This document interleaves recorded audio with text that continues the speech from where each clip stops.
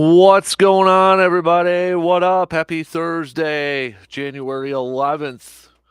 DK Show up on the air. Radio dials, you know the drill. You got a couple of those. 105.1 FM, 790 AM. Also available online. SportsTalk1051.com. Google and Alexa home devices, the app, and the video stream, of course, up and rolling right now.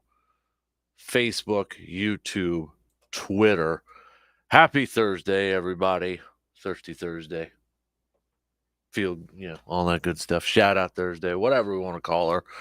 Oh man, what do we got on the good old game plan for us this morning? We're gonna hit up a bunch of stuff. We got some Badger basketball to talk about. Badgers picking up another win to remain undefeated in Big Ten conference play, picking up that win in Ohio State last night, 4-0 in conference play for the Badgers, 71-60 victory for Bucky. AJ Storr was kind of leading the way in the first half, a little bit quieter in the second half there, but Max Klesmit coming through, making a clutch shot there, turnaround fadeaway. That was pretty sweet at the end of the game. Those two leading the way for the Badgers. And now Badgers 12-3. 12-3.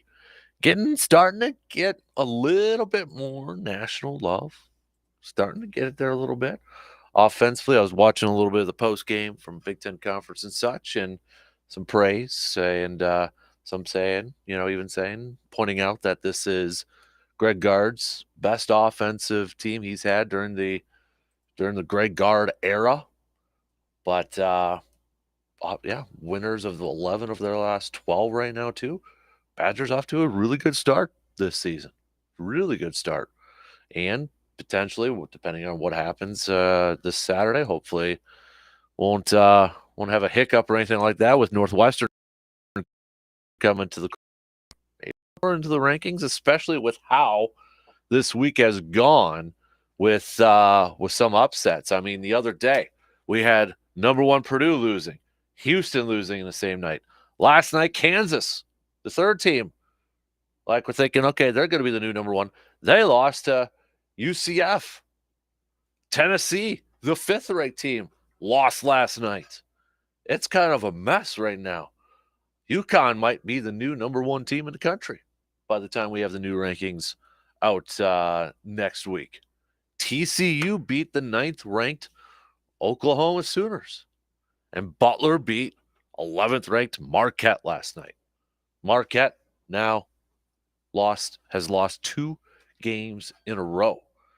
So maybe creeping up closer to a top 10 team in the country. Take care of your own business, though, Bucky. Take care of your own business. Don't fall to Northwestern this Saturday. But man, kind of a crazy week in college hoops right now. A lot of upsets with the top teams. I mean, 4 of the top 5 have all lost within the last couple of days. The only team to not was UConn. Tennessee and Kansas yesterday. Houston and Purdue the other day. I like it. I like it. I like it when we got a little parity, when we got some upsets like that, and just keeps us guessing. Keeps us guessing and makes things a little bit more difficult maybe when it comes to seeding and tournaments and all that fun stuff over there. So, but yeah, we'll hit up some more hoops talk coming up a little bit later on. We've got the Bucks back in action tonight as well, with a really big game going up against the Boston Celtics. Can the Bucks, losers of the 4 of their last 5, barely squeaking out a win against the Spurs in one of those 5 games, but last couple have really struggled, slow starts. Comebacks have made it a little bit difficult. They've dug themselves in a hole in the first half of their last couple games here. Second half just ran out of time, if you will.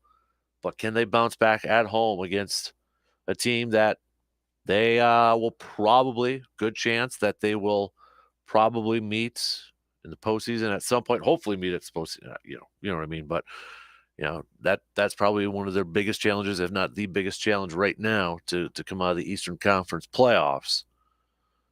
But can the Bucks bounce back and pick up that win? Boston is going to be coming over after defeating the Timberwolves last night in overtime, 127 to 120. Jason Tatum went off last night here too. So, but it'll be interesting to see how this game goes tonight, because I feel like if the Bucks again start off really slow, one, I don't think they'll be able to make a comeback like they attempted to in the last couple games against Utah and Houston. Boston's a better team than those two. But if it is another similar slow start and similar to kind of what we've been seeing, boy, that talk out there is going to get a little bit louder, and the questions are going to get a little bit louder and coming a little bit more often. So, but we'll talk some hoops. We got that coming up. Couple coaching moves, both in the college football world and the NFL yesterday. Longtime coaches. Pete Carroll, he is out as Seahawks coach.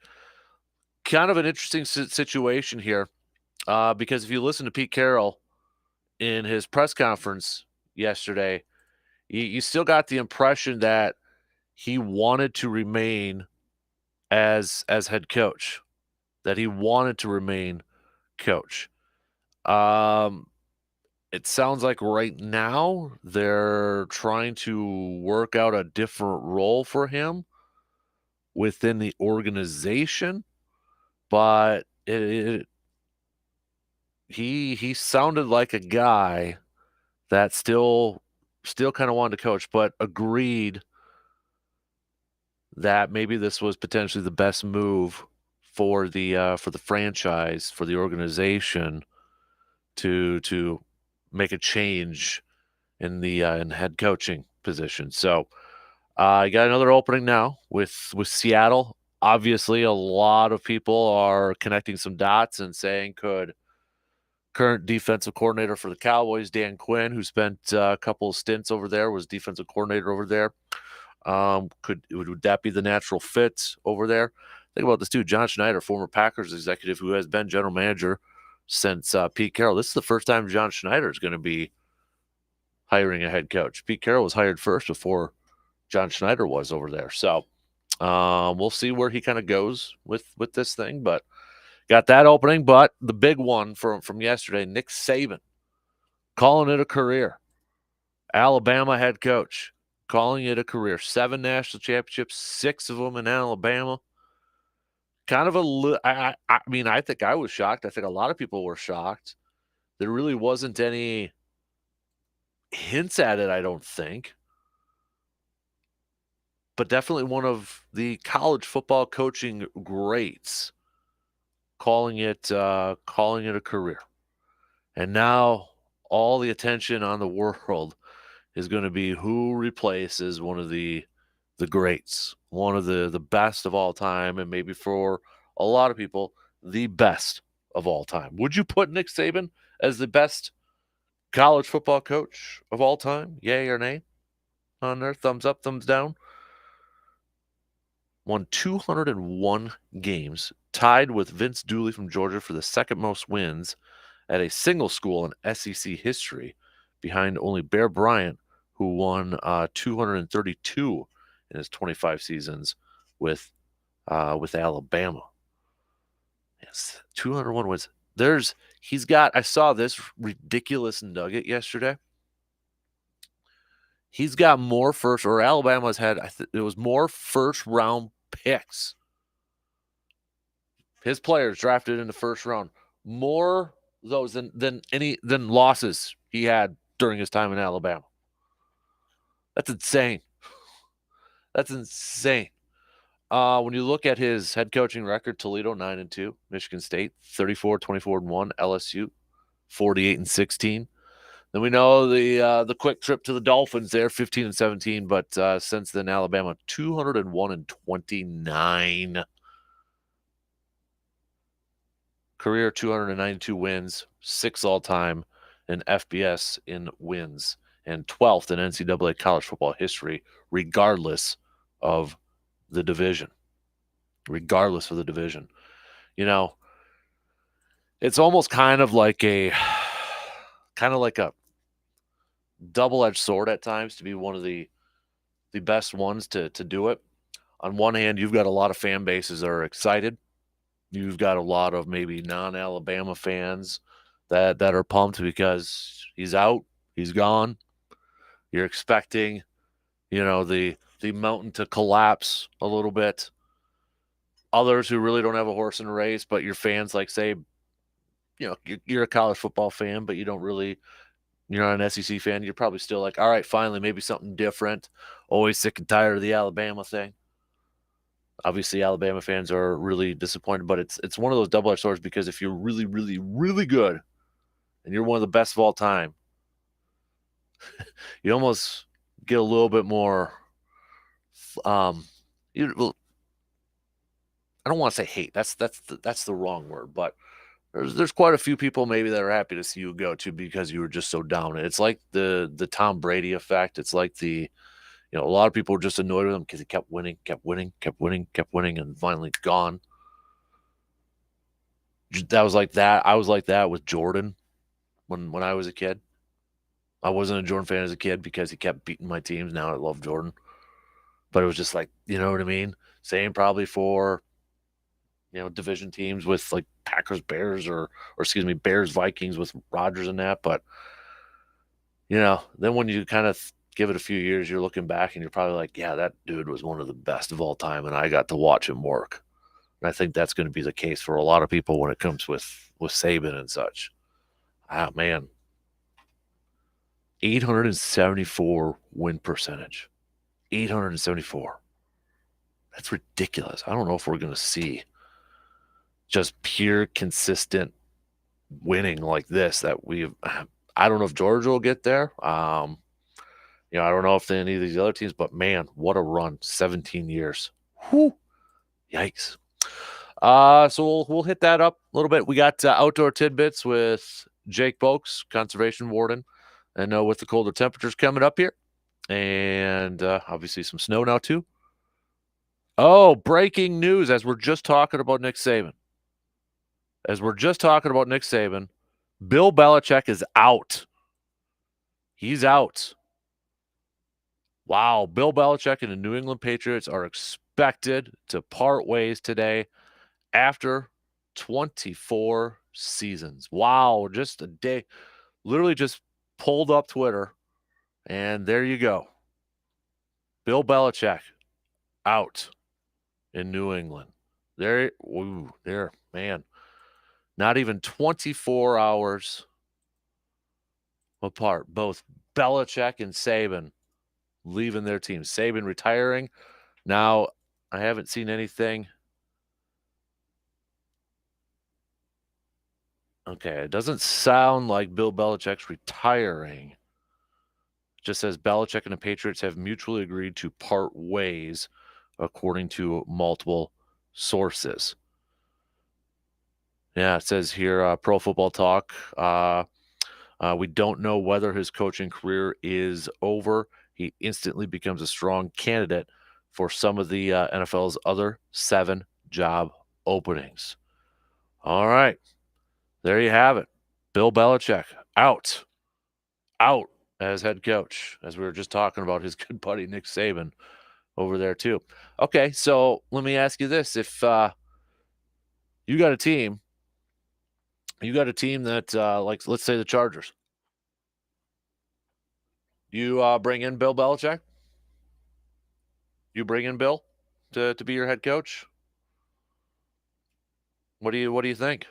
Man, now we got a bunch of football stuff to be talking about today. A lot of coaching moves here. Also, I just see this too, since we have some Bears and Vikings fans. Bears, Vikings, and Jaguars will each play international games in London during the 2024 regular season. So, what I was saying, we do have outdoor tidbits with Jake Boakes coming up at 8:30. So, if you have any questions for our conservation warden buddy, text those on over to the Shoe Doctors bullpen line, 715-830-1912. 715-830-1912. Also, receiver defer coming up at 7:45. Help me out with some receiver defer questions, all right? Hit us up with a text, 715-830-1912, with your receiver defer questions. We'll get to those at about 7:45. Also, Packers quickly returned to practice yesterday. And really the only player, it was kind of a jog through, so it was a very light practice, but the only player listed on the report as a DNP was AJ Dillon. Was AJ Dillon. So maybe some good news in terms of more guys returning here for the Pack. A little bit later on, though, the other day when we were talking about the Packers and such, I gave my 5 reasons why the Packers will win this game, and then 5 reasons why they won't. Coming up a little bit later on, I'm going to give you my 10 most important people, Packers people, in this game. The 10 most important people for victory, for an upset victory over the Cowboys. All right. I'm going to get to that a little bit later on. Kind of have to do an audible here a little bit with some of the changes in the coaching profession going on here. But let's get things rolling here this morning, shall we? Man, oh man, lots to hit up on. Saban calling it a career yesterday. Pete Carroll's out. Bill Belichick's now out in New England. Ooh, man. Lots going on. Let's try to get you updated on everything.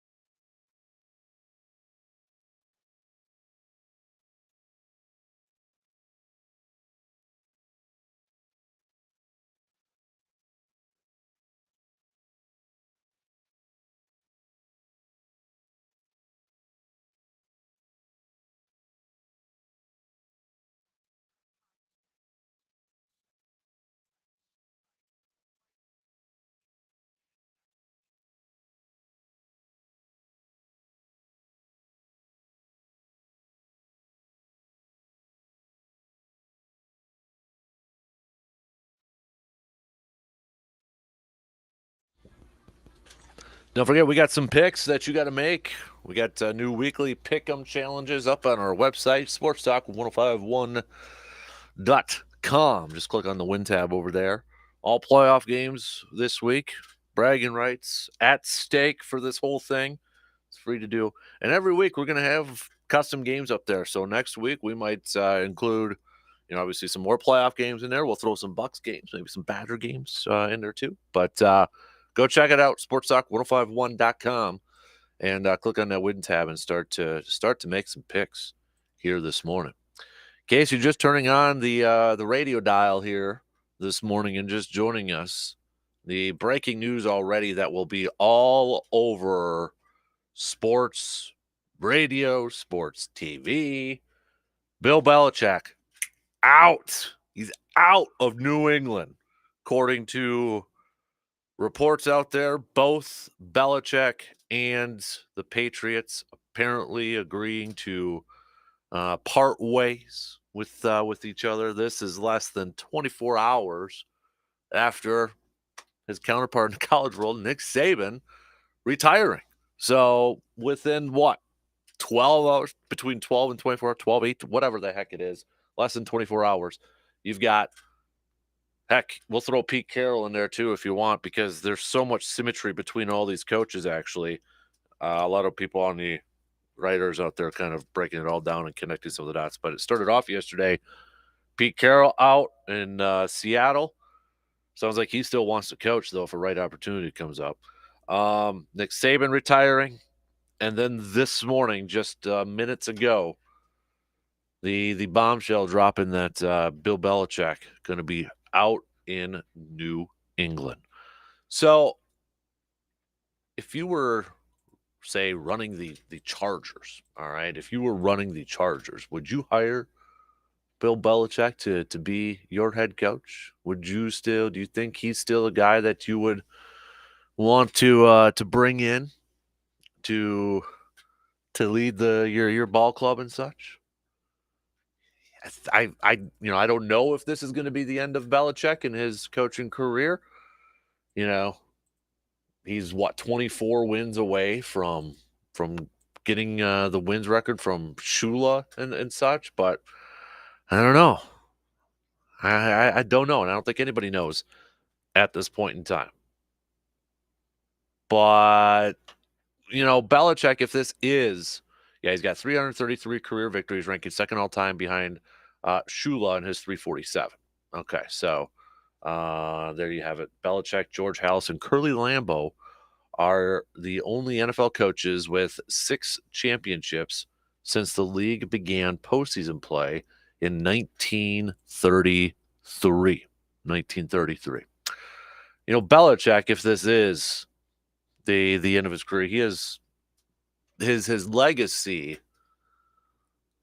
It's an interesting legacy. I don't want to say it's a debatable legacy. I would classify it as an interesting legacy because on one hand, you've got a lot of people saying he is the best of all time. He's the best coach of all time in NFL history.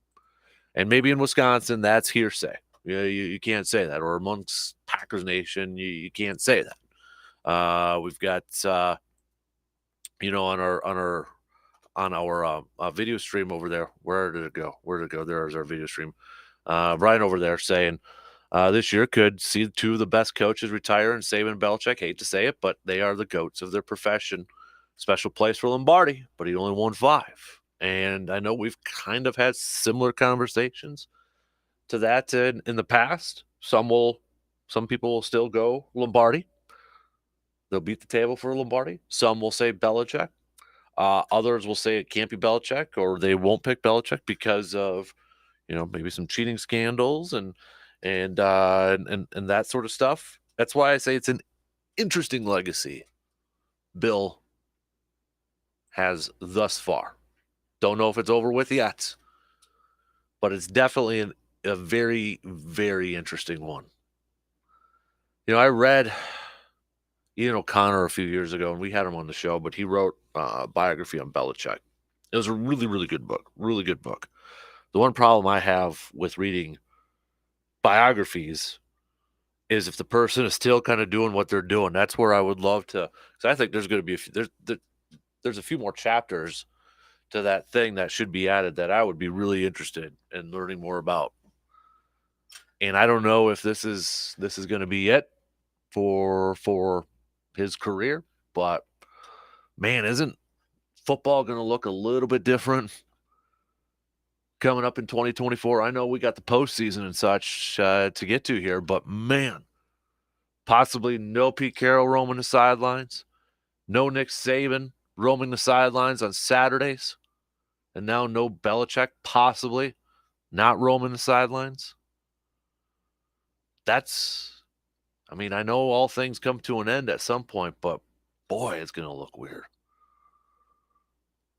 It's going to look really weird. So, yeesh.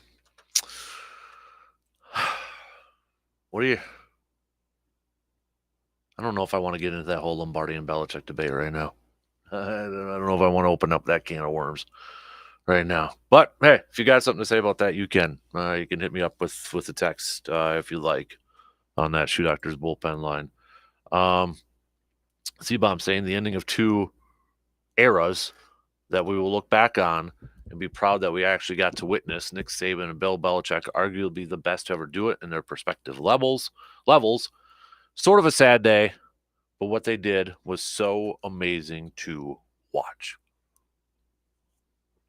You know, I was thinking about this earlier this morning, not knowing the Belichick one, you know, thinking about, Nick Saban and such. And I know we tend to remember the players in sports, you know, some of the best players when we get to watch them. And, you know, I got to watch Jordan play. I got to watch Tiger in his prime play golf.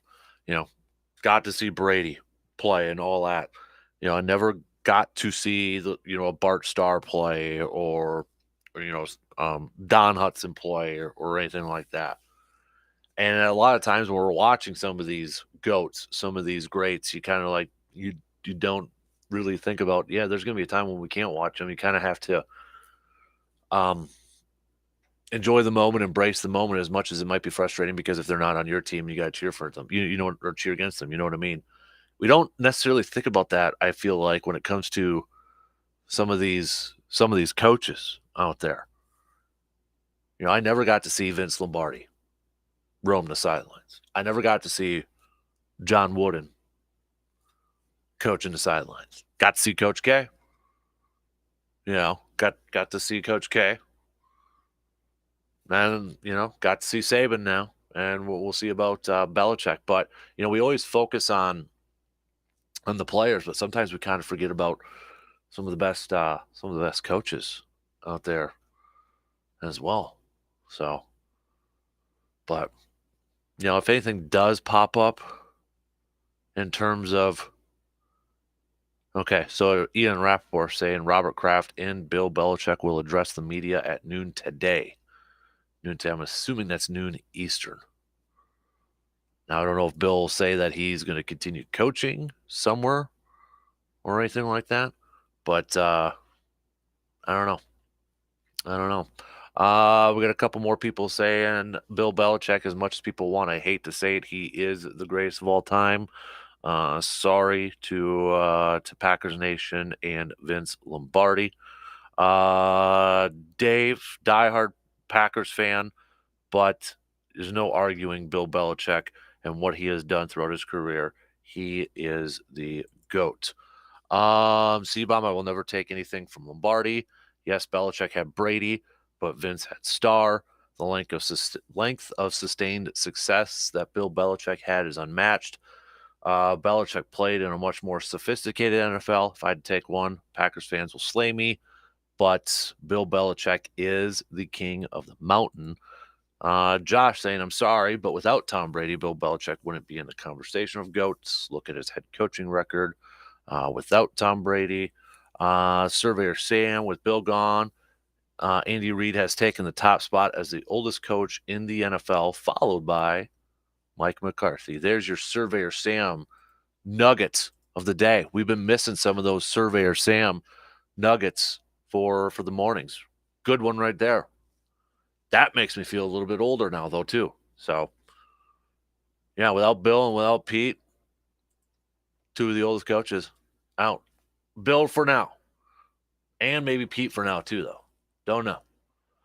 Okay, I'm actually kind of surprised to see a majority of people texting in and saying Belichick over Lombardi right now. I'm a little surprised. Little surprised. So, if you got a thought on it, hey, hit me up with that text, okay? You got a thought on the whole Belichick Lombardi's debate that I guess we kind of got going on right now in our texting line? Looks like the majority of you going with Bill over Lombardi. Huh? Is that the true majority over there or not? That the true majority or not? What do you got for me? What do you got for me? So what do we got now? We've got how many openings in the NFL? We've got Patriots, Falcons, Raiders, Chargers, Panthers, Seahawks. Which one do you think is the most Washington? Which one do you think is the most attractive? Tennessee. Forgot about Tennessee on there too. So what are we at? 8, 9 over there? 8? 8? Yeah, 8.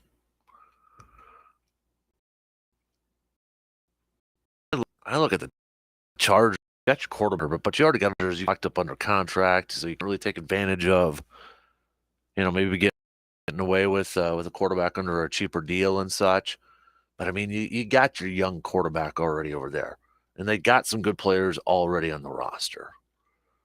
Um, Surprised to see a lot of the rankings because last night I was kind of googling this, and I'll be curious to see where they put the Patriots on this list now. But a lot of people have Washington up there, new owner, cap space, number 2 overall pick, possibly getting their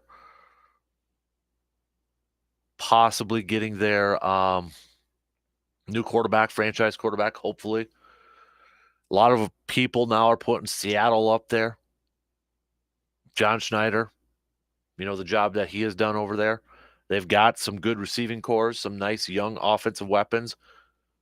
So, getting some pieces on that defensive side. Maybe long-term quarterback situation.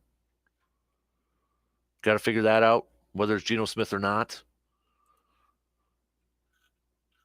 So there's some interesting openings for sure. Atlanta maybe in the same situation here because you got some young talent on that offensive side. Are they a quarterback away in a division right now that maybe is a little bit up for grabs? Raiders. Carolina might be the worst one out of this whole thing because not only do they have a first-round pick this year, their owner's kind of, lightning rod, hot rod sort of thing out there. But I think there's some good openings this year. I think there's some good openings. All right, let's what is C-Bomb? What is the most head coaching vacancies ever at the end of the season? This is what have you done for me lately, league, isn't it? Wow. So, all right. Well, we'll get back to we got more people chiming in on this Belichick Lombardi clear favorite right now for Belichick. All right. Interesting. Surprising. Take a quick break. We'll be back with more of your texts coming up in just a few minutes.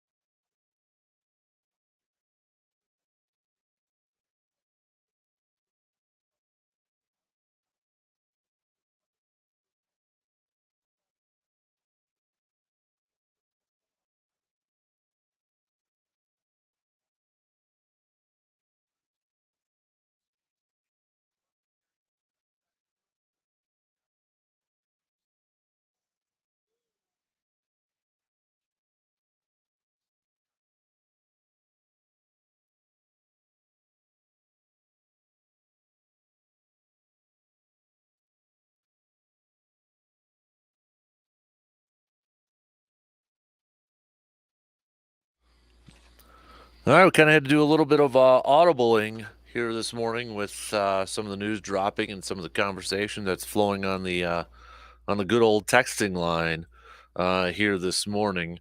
Eric with a quick text for everybody saying who uh, Bill Belichick won only because of Tom Brady. Look at some of the best coaches of all time that have won multiple Super Bowls.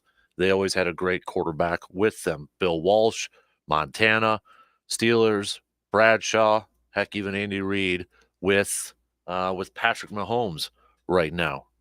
Another texter saying diehard Packers fan here, but it's hard to argue that Bill Belichick isn't the best of all time, considering he had to deal with free agency and all the other stuff in the modern day NFL world. Got another pick here. This one is from Ben. It looks like Ben saying that I'm still going to go with Lombardi. I'm actually in the opposite approach. I think without free agency, it was a little bit harder with him. We got another text here. People calling him the GOATs are delusional. Tom Brady is the reason the Patriots won so many Super Bowls. Bill without GOAT Brady is just an average coach. We got another one here from Greg saying every good coach had a really good quarterback with them. It's pairing. So when it comes to discussing who the best coach is of all time, you can't always incorporate. I think this is supposed to say incorporate the quarterback. I don't know, maybe a little talk to text there. If I mess that up, hit me up with a quick text. I believe we got a phone call here this morning. Good morning. Who are we chatting with? Good morning, El Capitano. How you been, my brother? I am doing well. How are you doing, sir? Oh, I'm doing great. You know, heading west on old I-94 right now, but this is a great pivot you had to deal with all these coaching discussions here today. Yeah, absolutely. I'm actually surprised. A majority of people going with Bill Belichick over Vince Lombardi, and it sounds like, yeah, according to one of your texts, you as a diehard Packers fan is going with Belichick too. I am. I think that I got to step back. I sometimes make comments like this without really sitting and thinking, and how much of this is recency bias, right? Bill Belichick just being done. Obviously, there's recency bias there, but I mean, and I think what was the caller's name? Greg. I think he hit it on the head. Every coach with sustained success has had a phenomenal quarterback to do it. You know, Don Shula had Marino. You know, Bill Welch had Montana. Mike Holmgren had Favre. So I mean, every coach, it's lazy analysis if you like to say if you say, oh, he had Tom Brady. You know, Vince Lombardi had Bart Starr, and then what did he do when he went to Washington? Nothing. You know, so I don't know if just my opinion. You know, Lombardi was a phenomenal motivator. I don't think there's ever been a better motivating coach. I wish I could have seen him and his teams, but you know, you just can look at videos and listen to interviews and, you know, read articles about it. But boy, it would have been nice to be able to see his teams play, to be able to make that comparison. Right. Yeah, absolutely. But so you're walking it back a little bit? Are you going to change your pick, or are you still riding with Bill? No, I'm still not going to change my pick. I still think Bill Belichick's the best to ever do it. I mean, he had in the modern day NFL, his X's and O's, the way he could game plan defensively and take away. Doesn't matter who it is, he takes away your best weapon. And I think what he has done is unmatched. And, you know, I think he'd still be coaching. I think what happened is Bill Belichick, the GM, got Bill Belichick, the coach, fired. Mm-hmm. And he's the best coach to ever do it, but it doesn't mean he's good at selecting players and making moves for the organization. I think that's the biggest downfall of his career as a leader in New England. How about Saban on the other side, greatest college football coach of all time? Oh man, if he's got to be in the conversation. If he isn't, you know what he did at Alabama, even before Alabama, I wonder what would have happened if he never had his little cup of tea with the Dolphins. Yeah. Where does he rank for you? I didn't get to listen to the first 15 or 20 minutes before the Bill Belichick bomb hit, but you know what? Where's your stance on Saban? Who's above him? Who's right there with him, or is he all alone? I mean, for me, I look at it. I think he's because I witnessed it, so I'm probably going to go with with Nick Saban over there as the best college football coach of all time. In my opinion, I know a lot of people might still go, Bear Bryant and such over there, and that's fine. But I look at it this day and age. I'm going to say he did it at LSU. He won a national championship, and he won 6 over at Alabama. It's hard for me not to go against that. I agree 100%. What he did with today's type of players, and players are always changing, the game's always changing, but what he's done is unbelievable. 7 national championships. And yeah, I mean, as a Badgers fan, I would love to sniff the game one time, and he's won at 7. So yeah, but at least in my lifetime, he's the best that's ever done it, in my opinion. So kind of a sad, kind of a bittersweet day, I mean, we got to witness some of the best teams, the best coaching. We got to see eras that people will be talking about 20 years from now, and comparing the coaches of the future against what we're seeing today. So it's I'm glad I got to witness Saban's teams play. I'm glad I got to witness what Bill Belichick and Tom Brady did over there in New England. But yeah, it'll be interesting to see if Belichick hangs it up, or if he decides to give her a whirl with another team. Yeah, I'll be curious to see that too, because I think if he does, he's got to go to he's going to go to a place where he feels like he's going to, obviously win a bunch of ball games and maybe win some Super Bowls and such, and catch Don Shula's record. Yeah, so if he's gonna jump to one of the vacant spots that are open, what team is the closest in your opinion? The Chargers already have their quarterback, right? Justin Herbert over there, and Yep. What's been their bugaboo? It's been defense. And what's Belichick's specialty? It's defense. Absolutely. I was wondering if he'd go to the Chargers. I'm wondering if he would take over what Mike Vrabel started down in Tennessee. It's going to be interesting to see. I don't think he's done, but it'll be interesting to see what he does. I'm curious. I'm going to be watching that. That'll be fun to watch. Absolutely. All right. Appreciate the phone call this morning, C-Bob. Thanks for taking the call, brother, and you have a great week. Go, Pack, go. You got it. There you go. Hopping off. We'll get back to more. We got more texts coming in here. I'll get to those in a little bit here. But still, the majority going with Bill, which surprises me here. It's one of those,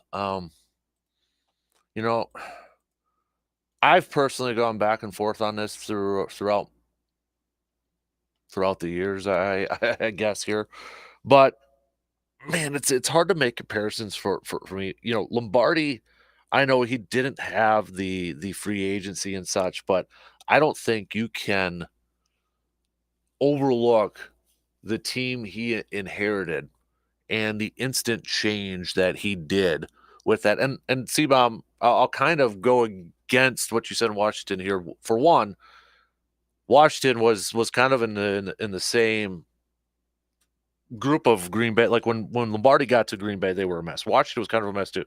His first year there, they finally have a winning record. They go 7-5, and unfortunately, because of his health, he was only able to coach 1 year there, and really not see the maturation of what that team could have been with Sonny Jurgensen and all those guys over there.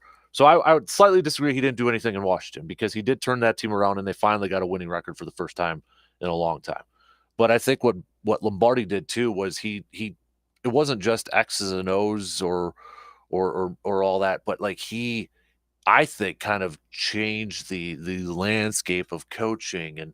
And if you haven't read the biography, When Pride Still Mattered, I know it's a really long book, Dave Moranis and such, and you can kind of go, or you could kind of learn a lot of the other stuff that was going on. I mean, he was so pivotal in, race issues there.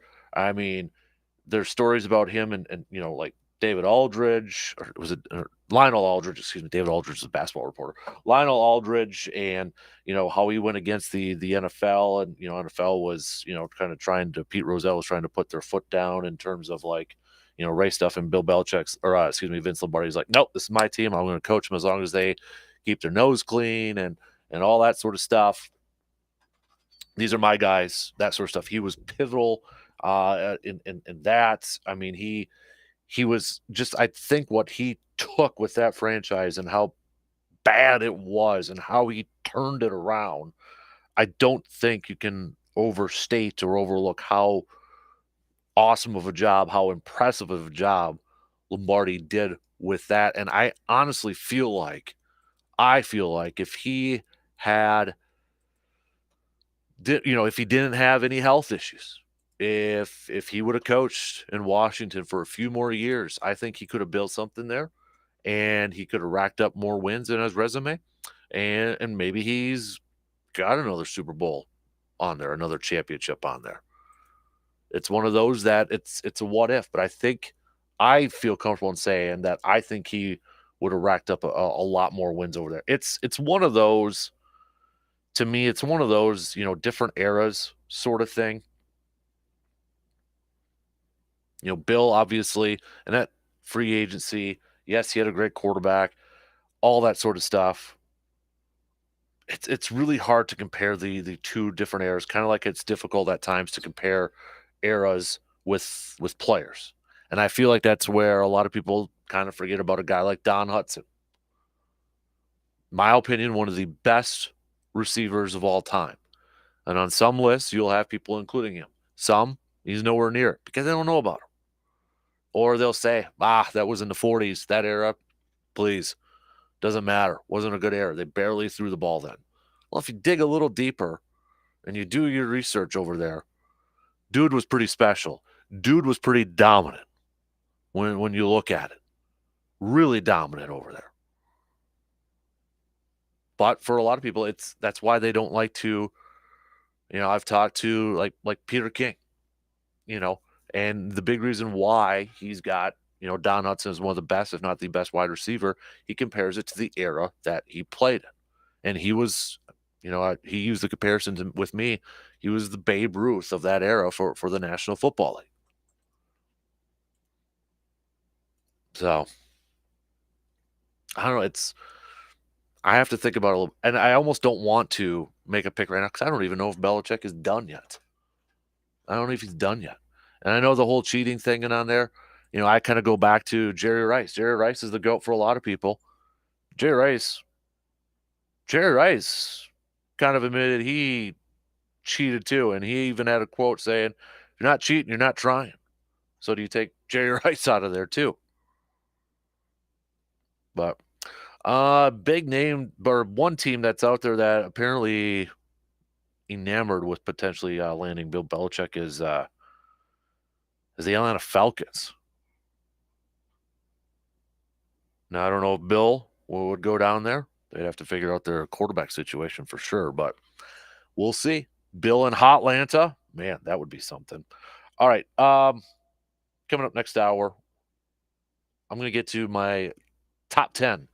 My 10 Packers people, my 10 Packers people who I think are the most important people for this game on Sunday for the Packers to get a W.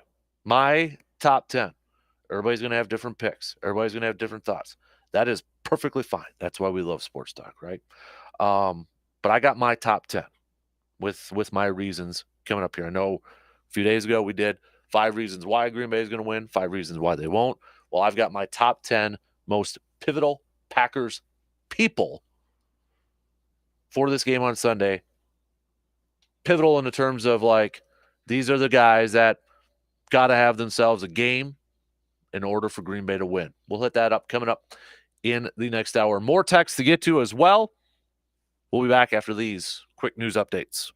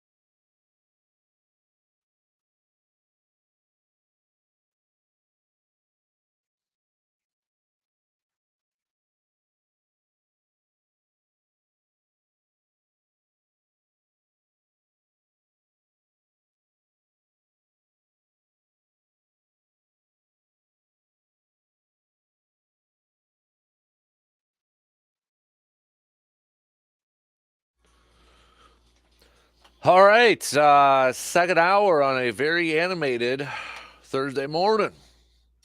Appreciate you tuning in. Wherever, however, you may be tuning in from. Radio dials, got a couple of those online. Stream it, sportstalk1051.com. We got the video stream also up and rolling here this morning. We will get back to some more comments about the whole coaching debates over there. But yeah, if you want to go down that rabbit hole and make your pick, I guess it transitioned into a Lombardi and Belichick pick either or who's the GOAT.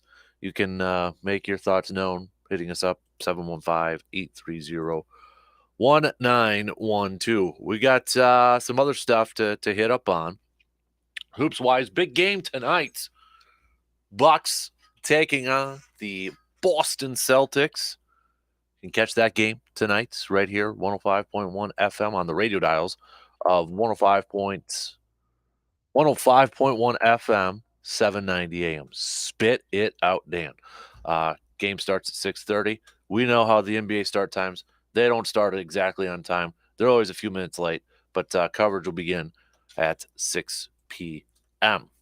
Badger Hoops picking up another win in the Big Ten Conference to remain the only undefeated team in conference play in the Big Ten after a victory last night against Ohio State. Marquette, though, falling to Butler. They are on a 2-game losing streak right now. So we got some hoops chat to get to.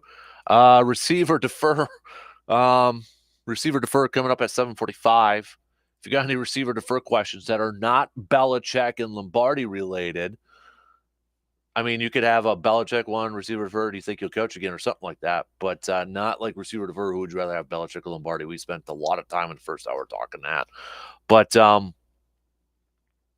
you got any receiver defer questions, let me know, okay? Hit me up with a text.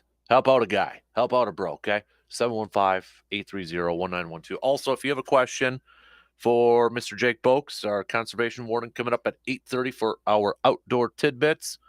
Looking for a couple more as well. Let's get to some sports nuggets of the day here this morning. 1970, Billy Casper, no relation, became the second golfer in history to top the 1 million mark in career earnings when he won the Los Angeles Open golf tournament.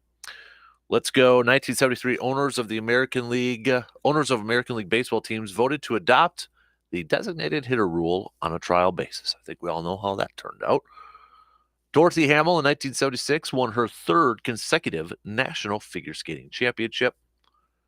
Let's go with 1995, NHL owners and players ended a 103-day lockout. It was announced that the regular season would be reduced to 48 games and would start on January 20th. 2007, I remember this, and I remember watching his first game, but 2007, it was announced that David Beckham had signed a 5-year, $250 million contract with the Los Angeles Galaxy. 2010, Mark McGuire admitted that he used steroids on and off for nearly a decade, time frame including the 98 season when he broke the then single-season home run record. Those are just some of your sports nuggets for this morning.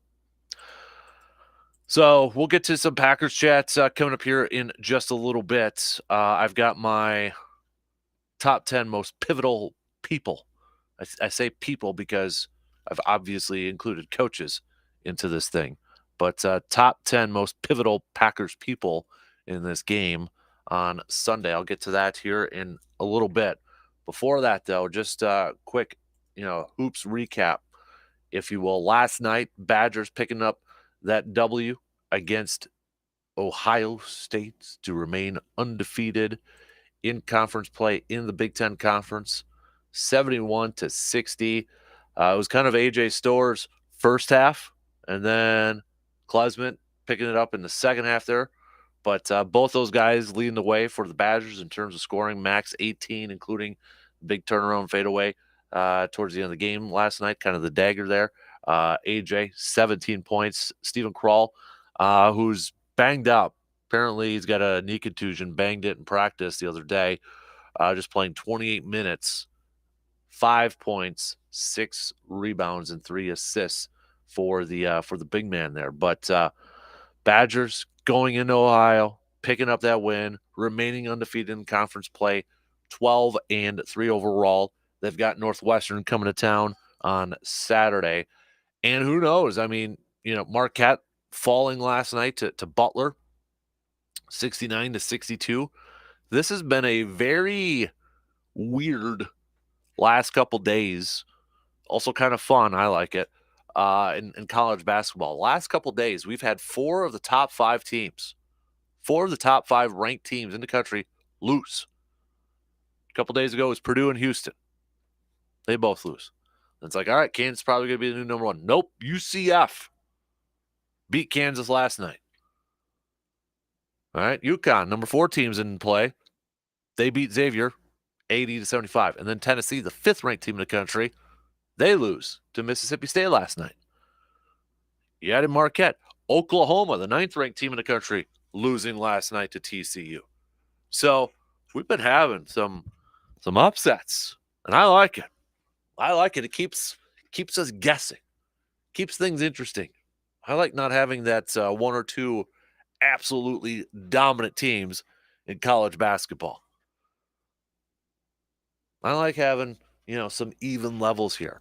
So it'll be interesting to see, could the Badgers, with all these upsets and rankings are going to be adjusted, moving maybe, and just maybe with all like these top 5 teams losing, there's not a whole lot of adjustment because, well, I mean, if everybody's losing, how much movement can you actually make there? Don't be surprised if UConn jumps up to number 1 in next week's rankings if, they don't lose any time before then and such. But nonetheless, with all these teams, dropping games and including around number 10, Oklahoma, we just said lost. Marquette was number 11. They lost. Wisconsin takes care of business on Saturday against Northwestern. Could they maybe be in the top 10 by this time next week? Could they approach a top 10 team, being a top 10 team ranking-wise in the country? Right now, they're starting to, I think, get a little bit more of a narrative from the national peeps out there.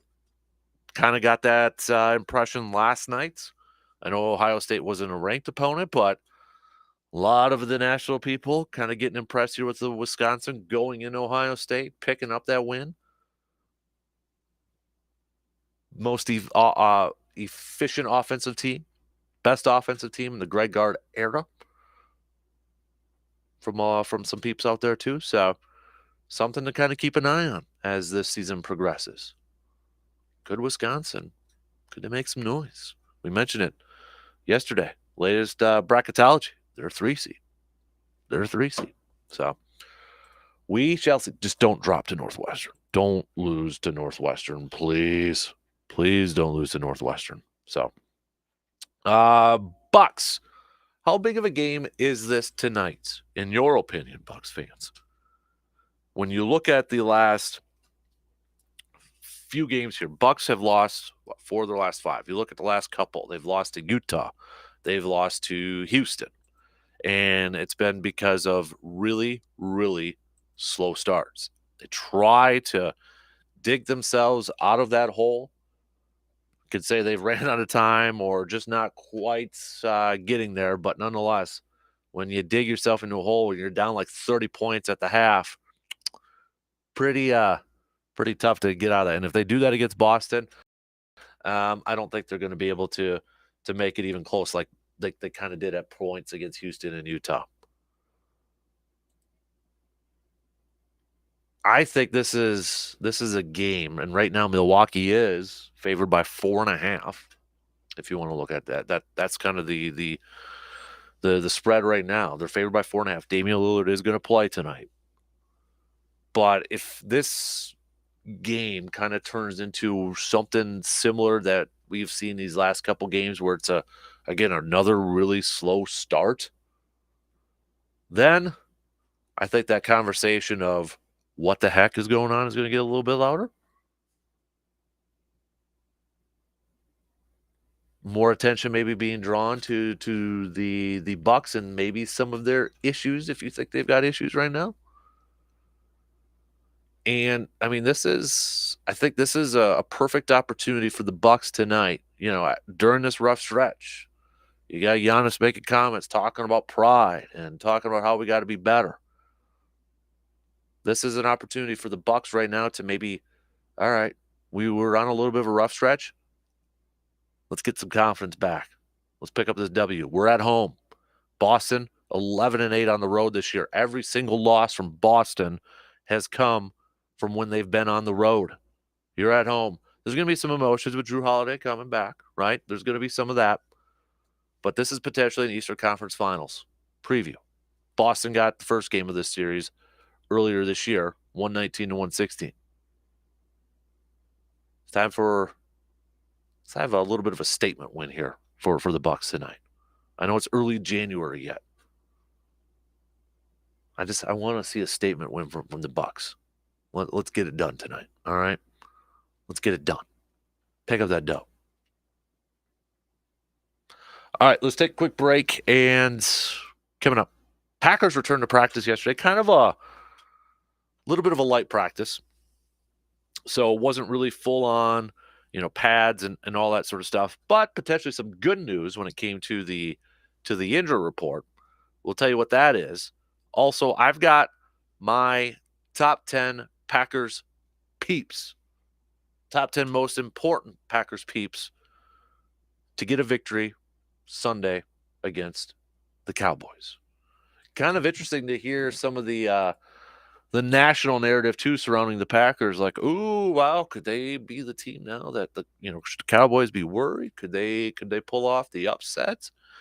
Kind of got that. Now you got Cowboys fans who are upset that nobody's giving them any love because they're riding the Packers train and all that. So it's playoff week. What can you say? We'll take a quick break and we'll get to some Greener Gold chat for the first time this morning. Coming up after these quick words.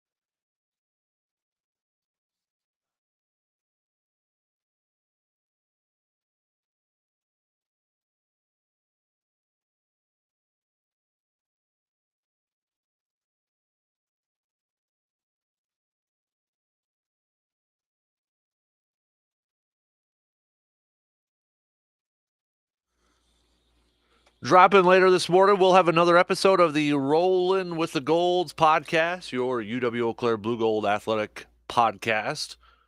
In this episode, we chatted with Associate Athletic Director Robin Baker. So that'll drop later this morning. You can check it out at sportstalk1051.com or listen to wherever you listen to your podcasts. So, plus we'll have another edition of the Man Cave podcast. That'll drop later today as well. We got lots. I'm actually on that episode of the Man Cave podcast. I'm going to hand out some season awards for the NFL season. Since everybody's doing that, and you got all pros coming out, and you know, all the other people are doing. I'm gonna do my own over here too. MVP, Offensive Player of the Year, Defensive Player of the Year, Offensive Rookie of the Year, Defensive Rookie of the Year, Coach of the Year as well. So check that out wherever you listen to your podcasts. Be a friend. Go ahead and do so. Please, I'm begging you. All right? I'm begging you. Let's talk some green and gold as we get ready for this playoff game against the Cowboys. Shout out to Jordan Love. Congrats to Jordan Love. Not only did he get, for the second week in a row, Offensive Player of the Week, Nickelodeon named him Nickelodeon Valuable Player. All right. You probably maybe saw that video of him accepting the trophy wearing the Nickelodeon sunglasses yesterday. The only issue I have with that is, dude, you got to get slimed. You can't wear the fake slime or anything like that. Got to get slimed, man. Even Hudson was asking why he didn't get slimed. Got to get slimed, man. Come on. Got to do it. But there you got it. Jordan Love getting some hardware. Getting a couple more pieces of hardware. Got to put some more room on that shelf there, man, to make room for it there. So Packers did have a little bit of a light practice yesterday, kind of a walkthrough sort of thing. But perhaps some good news in terms of their injury report. Now, if you look at it, it's still long. But the only player listed to not do anything, a DNP, did not participate, was A.J. Dillon. Everybody else would have done something. Because with a walkthrough, participation reports are based off of an estimation, okay? So, I mean, you've got, again, remember, Green Bay tends to maybe over-report some stuff on here because you've got guys on here who are listed as a full participant. But Jane Reed, perhaps a good note here, full participant, came through that game, this previous game against the Bears, on a good note with that chest injury. So, thumbs up to that. Isaiah McDuffie coming back, participated in a limited fashion. Romeo Dobbs, kind of a little bit up in the air, limited participation. So today, when they're on the field, maybe we'll get a better idea of some of those guys out there in terms of like a Romeo Dobbs. Will he be ready to go and able to go coming up on Sunday over there? So you're starting to get a little bit more national pub, more people kind of like, hell, could the Packers actually go into Big D? Could they go into Dallas? Red hot Jordan Love and pick up that W, pick up that victory. Huh? Can they do it? I don't know. Wow. So Tom Pelissero, current longest tenured head coaches with one team. Tomlin, 17. Harbaugh, 16. Reed, 11. One team, remember, with one team. Otherwise, yeah, he'd be really up there. McDermott, Kyle Shanahan, and Sean McVay tied for fourth with 7. And then right after them, Matt LaFleur and Zach Taylor, 5 seasons. Matt LaFleur, 5 seasons. He's on that list. Exactly what you said a little bit earlier there, C-Bomb. What have you done for me lately, league? Okay, so going back to what I was saying there, starting to get a little bit more, and it could just be, content filler, talking points, that, but yeah, you're starting to get a little bit more of the, the national peeps out there saying, hey, maybe Green Bay can go into Dallas and pick up this win. Jordan Love's playing hot. Offense is rolling. Starting to get some guys back. Could they upset Dallas? They've got a history of doing it, going into Dallas and winning some playoff games. Could they do it again? I don't know. But I feel like if this is going to happen, there's 10 Packers people. I'm saying people because I'm including coaches on this thing, so I can't just say 10 players. But there's 10 people, Packers people, that I feel like are pivotal to Green Bay winning this game on Sunday. So I'm going to go through this and make the case. Now, I realize we're not going to have the same list. If you want to do your own list, you absolutely can and text it to me. 100%. Go for it, man. But this is the list I came up with, in my opinion. You can make a case. If I miss somebody, you're like, dude, you got to have so-and-so on there because of this reason, that reason. You know what? You're probably right. You're probably right. But this is my 10. Okay? We'll start off with special teams department here. And earlier in the week, and I kind of got called out by forgetting one area. And Jake, you were right. You were right. Special teams, looking at this, because we know Anders Carlson kind of been shaky at moments. And Brandon Aubrey, Dallas Cowboys kicker, he's been pretty good this year.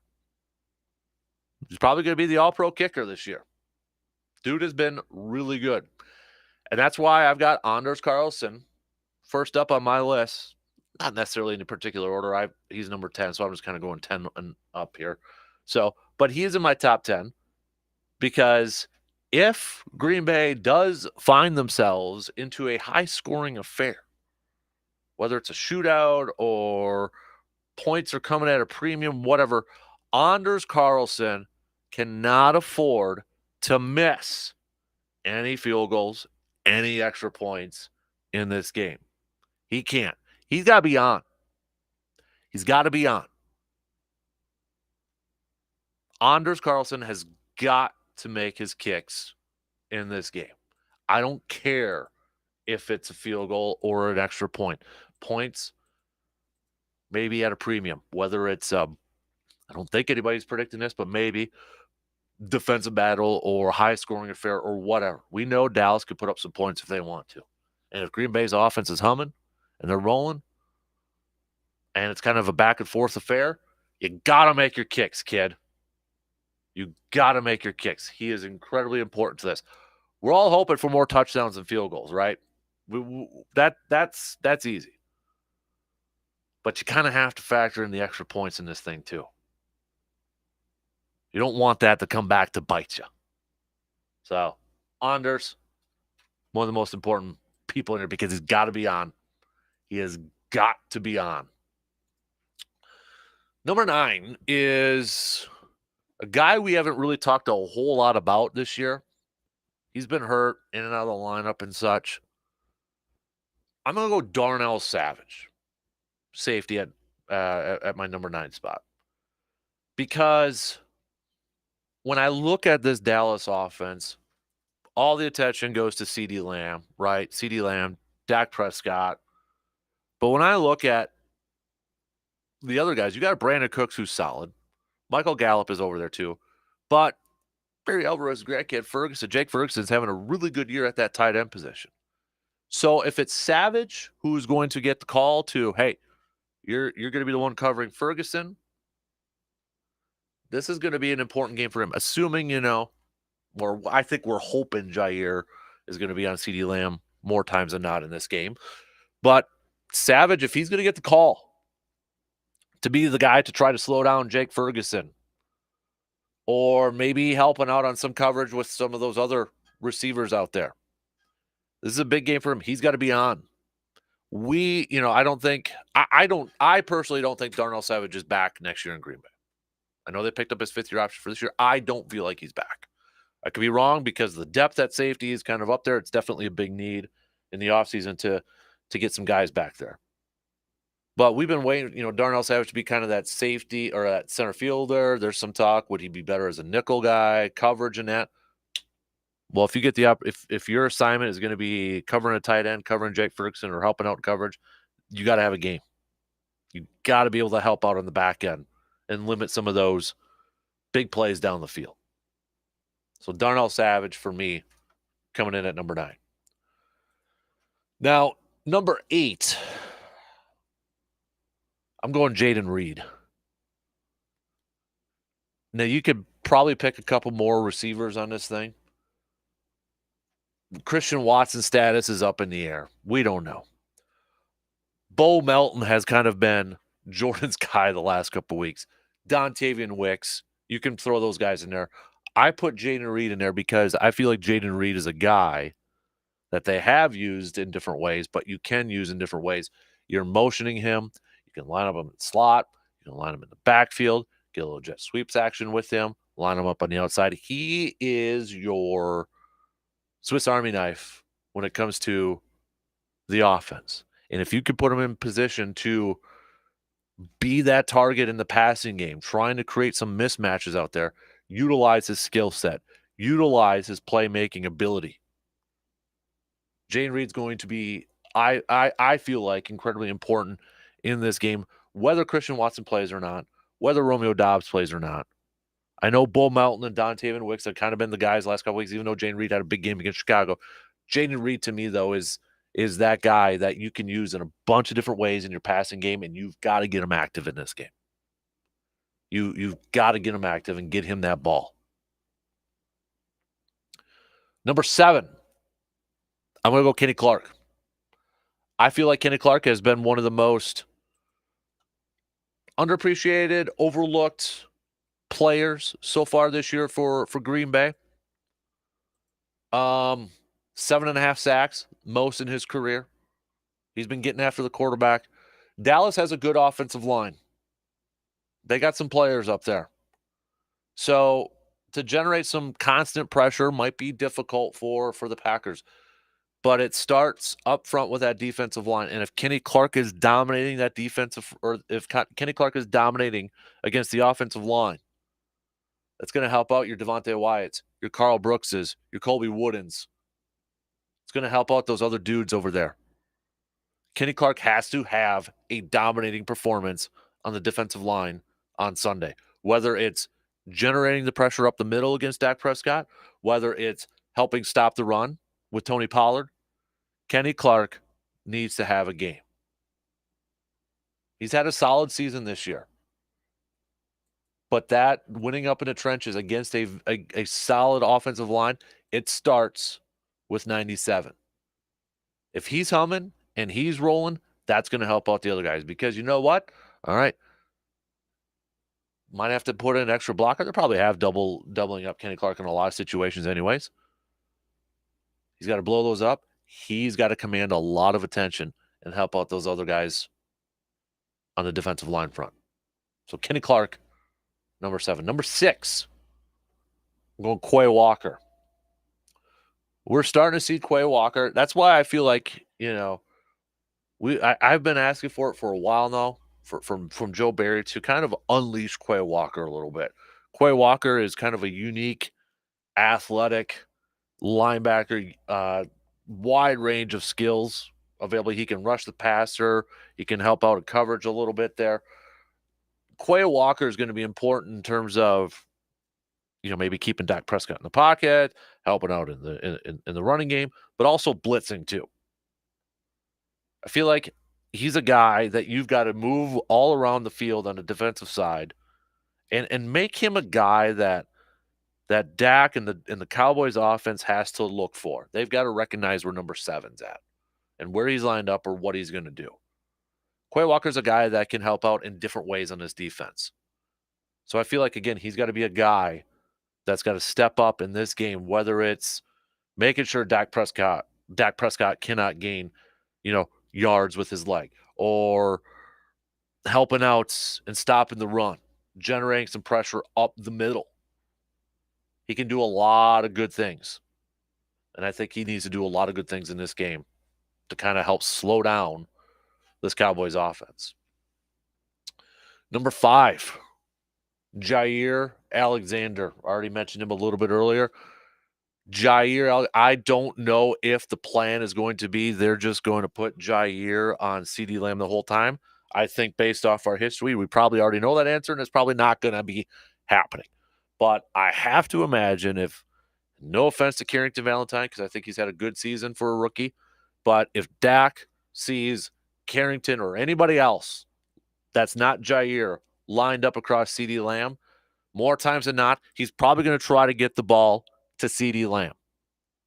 And maybe, if it is anybody else over there besides Jair, might have some double coverage situations over there too. But Jair, if there's a time we wanted to see him lined up like on DJ Moore the whole time last week. I saw a lot of people saying that was one of Jair's better games this year, if not his best game. You didn't hear his name a whole lot, at least. I mean, maybe it was different on a telecast and such. I was at the game, but Jair's got to be that guy to try to slow down and take out CeeDee Lamb in this game.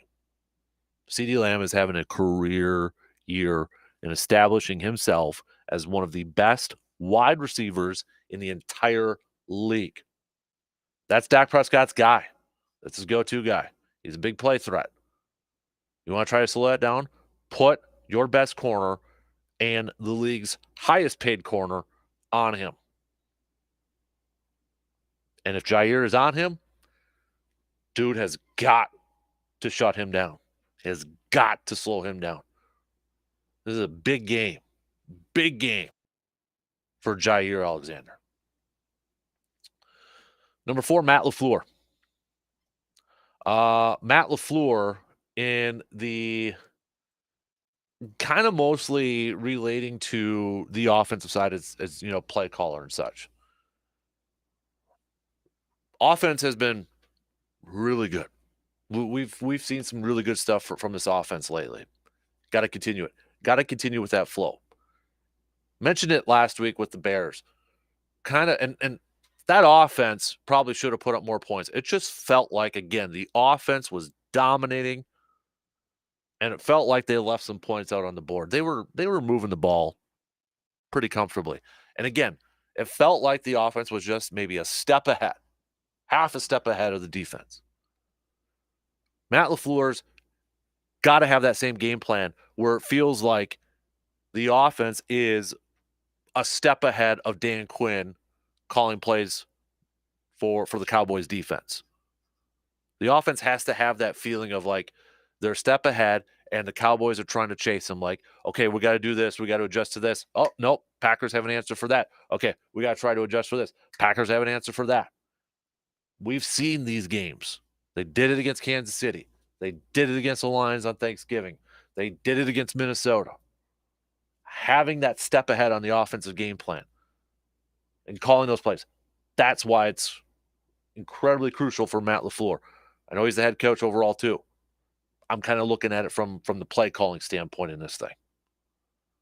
Number 3, Joseph Barry. All right. Joe, I still don't think you can save your job with the Packers win if the Packers defense goes out there and has a great performance. But if you want to improve your chances, I mean, come on now, dude. This is perhaps maybe his biggest game of his career for calling a game. At this point, it could change following week if they win or whatever. But, all right, how are you going to come up with a game plan to slow down this Cowboys offense?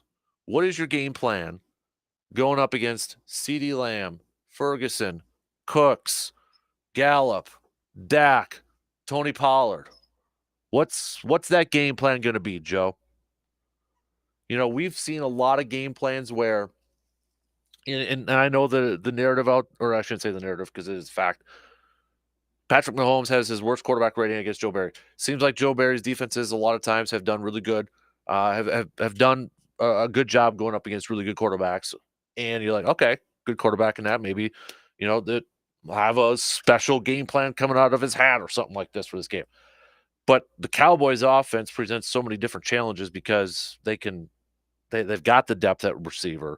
Tony Pollard over there, over 1,000 yards rushing this year.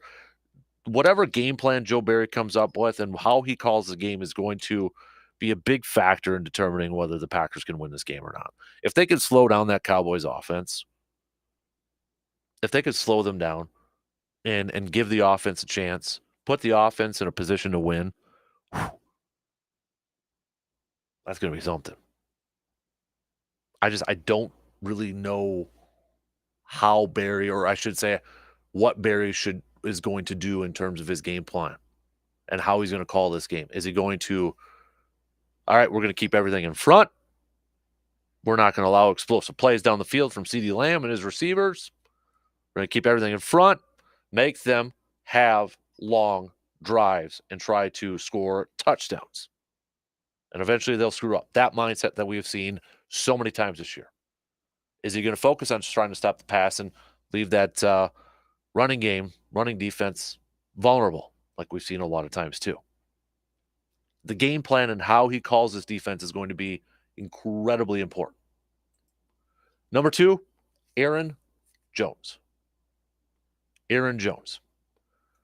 Aaron Jones has been the hottest running back these last couple weeks. Over 100 yards per game these last few weeks. Over 100 yards against the number 1 run defense last week. If there is a weakness on this Dallas defense, it is in the running game.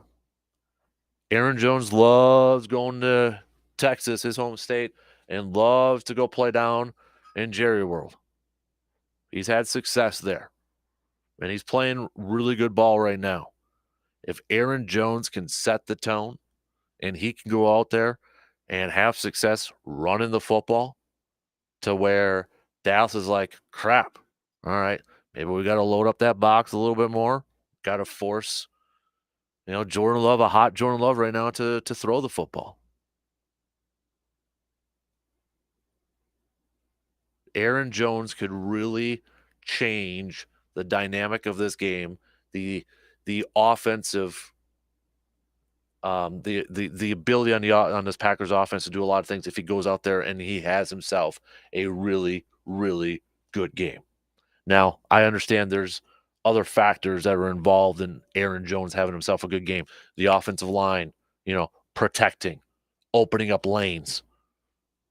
Aaron Jones getting enough opportunities to affect the game. That's all true. But if Aaron Jones, he goes out there and he continues or picks up what he's been doing these last few weeks, Packers are going to be in a really good position.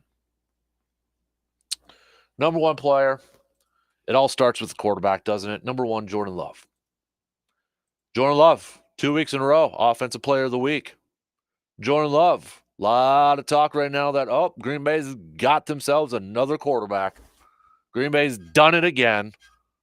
Jordan Love spreading the wealth, spreading the ball around to all of his receivers. Jordan Love is the key to victory for this Packers team. If he goes out there and he plays that we have seen at the level we've seen these last couple of weeks, Green Bay's got a shot. If Jordan Love goes out there and plays like he did against the Giants, no shot in HE double hockey sticks. So which version are we going to get? How nervous is Jordan Love going to be? The butterfly is going to be in there. First postseason start, first postseason game. How is Jordan Love going to react to that pressure, to that situation? Right? It's a big unknown right now. Jordan has been so calm, cool, and collective throughout this entire season. That has been one of the biggest, most impressive things I have seen from Jordan Love, has just been his calm, cool, collective self. Can that continue now on the playoff level, on the road in Dallas, a Dallas team that's got Super Bowl or bust aspirations this year? Can he go into Dallas like Aaron did a few times and picking up big wins in a postseason game or in a game down in Dallas? Can he do that? Can he add his name to that legacy? And if he's on, like we've seen these last couple weeks, Green Bay's got a shot because of the quarterback play. So those are my 10 Packers peeps, Packer people that I think are pivotal to a potential Packers win on Sunday. Let's take a quick break. finish up with some receive or defer. Got a couple of you who sent over some receiver defer questions. Appreciate that. We'll be back in just a couple minutes to finish up the second hour.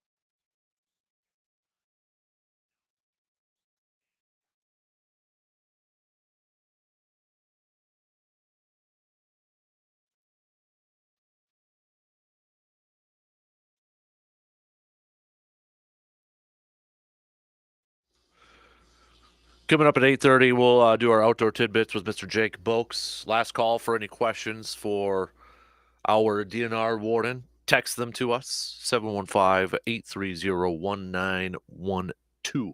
That way I can put them all together there and read them off all over there. So last call, hit us up over there. I like this text. Mark texting and saying, Dan, this game reminds me of a 5 versus 12 matchup in the NCAAs. No one will predict a 12 win, but you know it has happened often in the past, just like the Pack beating the Cowboys. If the 12, in this case the Pack, come in prepared, confident, relaxed, they have a shot at being the 5 who has all the pressure. I like that comparison. I like that one. That's a really good one, Mark. I might have to steal that from you if I got the permission to do so. So, receive or defer. Now, I think Justice mentioned this on Monday as a possibility. Now, I don't know if this texter saw Pro Football Talk tweet this out here too. But receive or defer if the Cowboys lose to the Packers on Sunday. One part, Mike McCarthy will get fired. Second part, Cowboys hire Bill Belichick. Boy. You know, Jerry Jones has been saying nothing but positive things about Mike McCarthy. Just singing his praises. But you have to wonder if he loses in the first round as a 2 seed, loses in the first round to a 9-8 Packers team. You kind of have to wonder. And now Bill Belichick's available. You kind of have to wonder. I'm going to, and Jerry's done this before with bringing in Bill Parcells, right? But can Jerry and Bill Belichick coexist? I guess if Jerry's desperate and he feels like Bill can get him a Super Bowl, oh boy, could that? Can you imagine that? Can you imagine that? Oh my goodness. I'm going to slightly defer that, but I'm not confident at all. I'm not confident in that one at all, because boy, I feel like if the Cowboys lose, you're going to hear a lot of fans call for McCarthy's job. You've got a lot of national people calling for McCarthy's job. I mean, Jerry Jones has been saying the right things out there in terms of like supporting him and such, but you lose a playoff game and you don't even get to the NFC Championship game where you'd potentially face the 49ers. Ooh, that might be a hard one to swallow for Jerry Jones. Oof. I'm going to slightly defer on that, but I am not confident with that. I am not confident about that. So, this is an interesting one. This is from quickly because I'm running out of time. Josh on the video stream. Receiver defer. Matt LaFleur has more to do with the defensive turnaround the last few weeks than Joe Barry. I seem to recall him saying after the Panthers game he would be more involved with the defense. That's an interesting point. That's a really good point, Josh. Is Matt LaFleur, I guess, because he did say that he was going to be a little bit more involved in the meetings. I know he downplayed it the other day when he was asked about that, but again, that could be typical coach thing. That might be an interesting point, and I think I slightly received that one. I mean, you connect some dots, right? If LaFleur is fully involved, or I shouldn't say fully, but if he's been more involved in those meetings or more involved in that, and now you're kind of seeing these last couple games here, I think you might be onto something there if you connect a couple of those dots. I'll slightly receive that because, again, we really don't know how much he's involved in that. That's a good one. That's a good point, Josh. You get 2 points for today. All right, ding ding, 2 points. That's a good point. I like that. All right, that's a really quick receiver defer. We might hit some more up in the next hour or such, but because the shot clock's gonna cut me off here. So final hour coming up. We'll kind of revisit some of the stuff we chatted about in the first hour and such. A lot of stuff coming down the wire. Very newsworthy day already on this Thursday. Boy, oh boy. Let's try to recap it all again. Kind of reset everything here. So, quick break. News updates, and we'll be back. in just a couple minutes.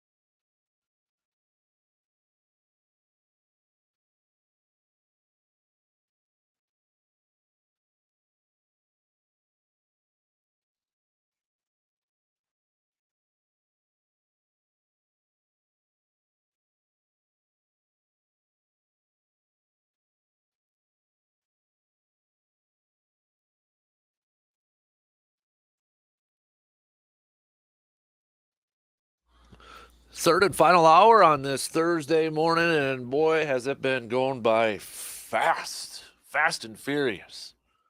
Big thanks to all of you who've been shooting over some messages, tweets, comments on the video stream. This is awesome. You guys are bringing it today. I love it. Keep them coming, all right? Coming up at the bottom of the hour here, we'll catch up with Jake Bilks for our Thursday outdoor at Tidbits. So again, last call for any questions for Jake. Now with the colder temperatures coming up on the coming up in the next couple days here, probably be able to hit some of the water, do a little ice fishing and such. So we'll talk to Jake about that. Also, quick reminder because you've been hearing probably the weather reports and such, and you know there's potentially some more snow coming. So tomorrow again might be a good reminder for any school closings or delays. Okay, hit up our website. It's the WEAU First Alert School Closings. on the web, brought to you by Hovland's and Service Master of Chippewa Valley. So just kind of put it in the back of your mind there that potentially might have some school closings or delays. And you can hit up our website, sportstalk1051.com, to stay informed. Maybe the kiddos will get, maybe for some, a 4-day week, because I know schools are closed, or at least around Eau Claire, on Monday. So, all right. The news this morning, obviously, that is going to be the talk on every sports TV show, probably every sports radio show, probably every bar stool corner, or people texting back and forth, social media, all that stuff. Broke like minutes after we popped up on the air here this morning. But Bill Belichick leaving the Patriots after 24 seasons. Him and Robert Kraft having a press conference coming up in a few hours. Don't know if this necessarily means Belichick is done. Maybe we'll get that answer later today. I don't know. I would imagine, though, since it's being termed that they're mutually agreeing to part ways, that it's not a retirement like Nick Saban, which broke last night. Or maybe Belichick is just kind of leaving that door open for the right scenario. I don't think Bill is going to go to a team just to go to a team. I feel like he's going to go to a team that he feels like is a playoff caliber team, a championship caliber team. Now, what team is that? Is it a team right now that currently has openings? Chargers have long been discussed as a possibility. Atlanta is a team that the last couple days has apparently been enamored with the possibility of bringing Bill in. Does he view that as a possibility to maybe get that wins record, get to the postseason? Does he feel like, hey, they're just a quarterback away, but kind of been struggling with quarterback play with New England the last few years? Or could it be a team that's in the playoffs right now, but maybe an early exit would force some decisions? We were talking about the Cowboys. There's been some chit chat too about the Eagles. If they lose to Tampa Bay, and given their kind of collapse in the regular season, could Sirianni be on the way out already? Been seeing that. Have you guys been seeing that too on the interwebs and such? Can you imagine about Dallas and Philly lose this weekend? And I guess in this case for Philly be Monday night. Can you imagine those two teams lose in the opening round? You might have some very disgruntled fan bases out there. And I can imagine some fans maybe asking for a change in leadership at the head coaching spot. But, I feel like Bill's going to coach somewhere. I really do. I feel like he's got a few more years that he's going to want to do this for. I feel like he's going to, again, I feel like he's going to coach somewhere because, one, I don't think he wants to end the way the Patriot season ended. I don't think he wants to end his career that way. Two, I think there's a little competitive juices flowing. He wants to catch Shula's thing, wants to catch Shula's record, and maybe kind of prove, too, because of, Tom Brady winning a Super Bowl without him. Maybe that motivates him a little bit, too. Like, hey, I can win one without Tom Brady. Maybe. I'm just purely speculating on this, but I feel like he will coach somewhere this upcoming year. I really do. Where? I don't know right now.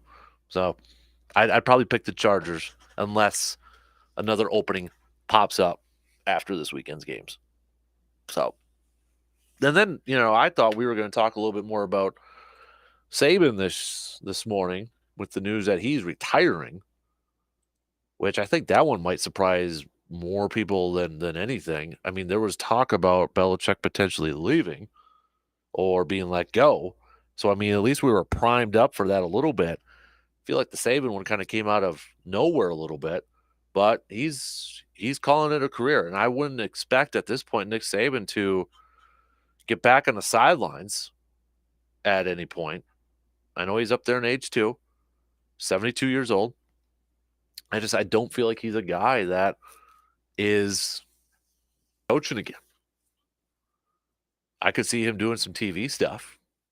I mean, we all know he's on Pat McAfee's show every week and that sort of stuff. I could see him being doing something like that, kind of like Urban Meyer's doing. But, we talk about, some of the best coaches of all time. Do you want to be that guy, or gal that comes in and replaces a GOAT, replaces one of the best of all time?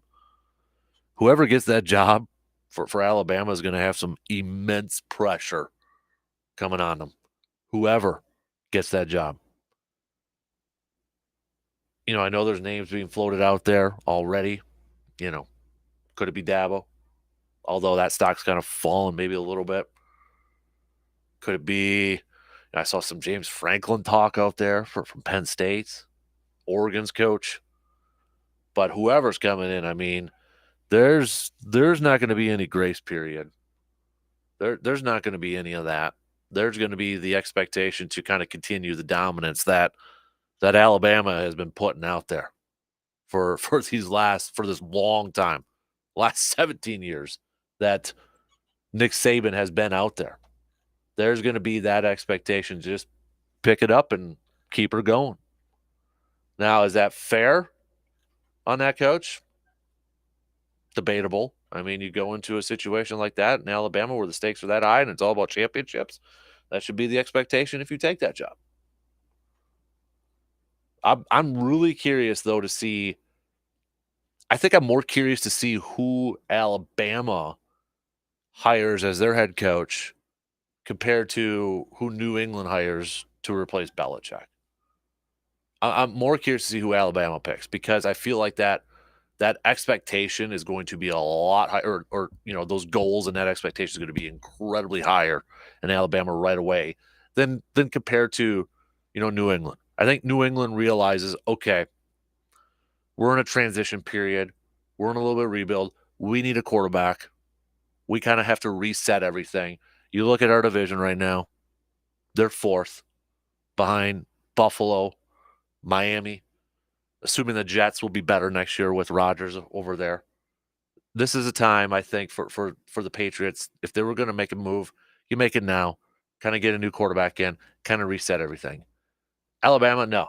They're going to have the same high goals for next year. So who is going to be that guy?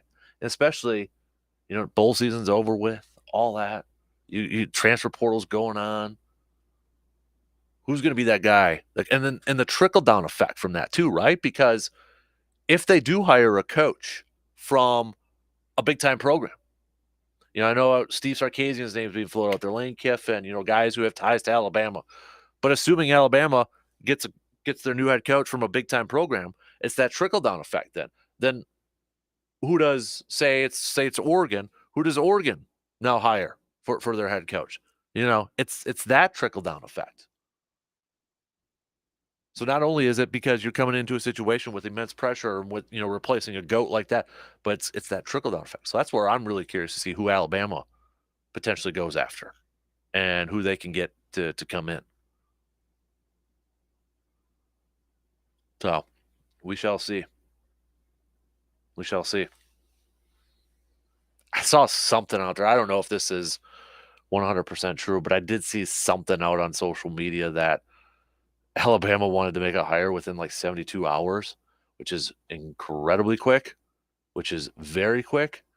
I don't know if that's all on the up and up, to be honest with you, but that would be a very, very, very quick hire. And you'd have to imagine that if that's the case, if that truly is the case, they knew this was coming down and they've got their list and they were prepared for this and they were ready to move forward right away. And then it started all off yesterday that Pete Carroll is also out in Seattle.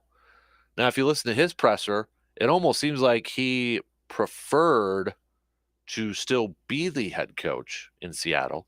See, there's talk that he's going to have a different role within the organization. But when you listen to him, I mean, he made comments like, just so you know, I did push hard to be head coach, to be the head coach. So, I mean, he kind of hinted that he still wanted to be a head coach or maybe still would eventually like to be a head coach somewhere. And again, maybe he's kind of in that same position as Bill's, like you only go to the right opportunity, not necessarily a rebuild or something like that, like not Carolina or anything. But it started off with, the news of Carroll retiring, or not retiring, but moving on, stepping down. Saban retiring. Now Bill. And if you know your history, there's so many parallels between the two. There's so many dots connected. Saban replaced Pete Carroll at Ohio State when Pete went on to be a defensive coordinator. I'm blanking on the college right now off the top of my head. But then Saban went to Ohio State to replace him as a secondary coach. And then, Pete Carroll, head coach, New England, we know who replaced him. We know the Saban and Belichick history together. So many dots connecting right there. It's just weird. And it's been a crazy, I think, as somebody pointed out, kind of an historic day in terms of in football. Maybe a very historic final or last 24 hours with all this movement. I'll go down a little bigger of a rabbit hole here, going back to the whole Cowboys and Belichick thing. I don't think this will happen, but it's going to get talked about. If Dallas loses on Sunday, Jerry Jones is upset. He wants to make a change. Bill's available. He hires Bill. He's confident he can get Bill. He hires Bill. McCarthy's available. One of McCarthy's really good friends, not just in football, but in life, is Seahawks general manager John Schneider. McCarthy go to Seattle then. I mean, for all the history between McCarthy when he was with the Packers and the teams that he's gone up against, Dallas and then Seattle. Can you imagine that? Not happening. I don't think it's happening. I don't. But can you just imagine all the talking points and just like, are you kidding me? Like, that would just be so weird. Considering the history with McCarthy and Green Bay and Dallas, and then, like Seattle with Seattle versus Green Bay. Boy. Man. Can you imagine if Prime took the Alabama job? I don't know.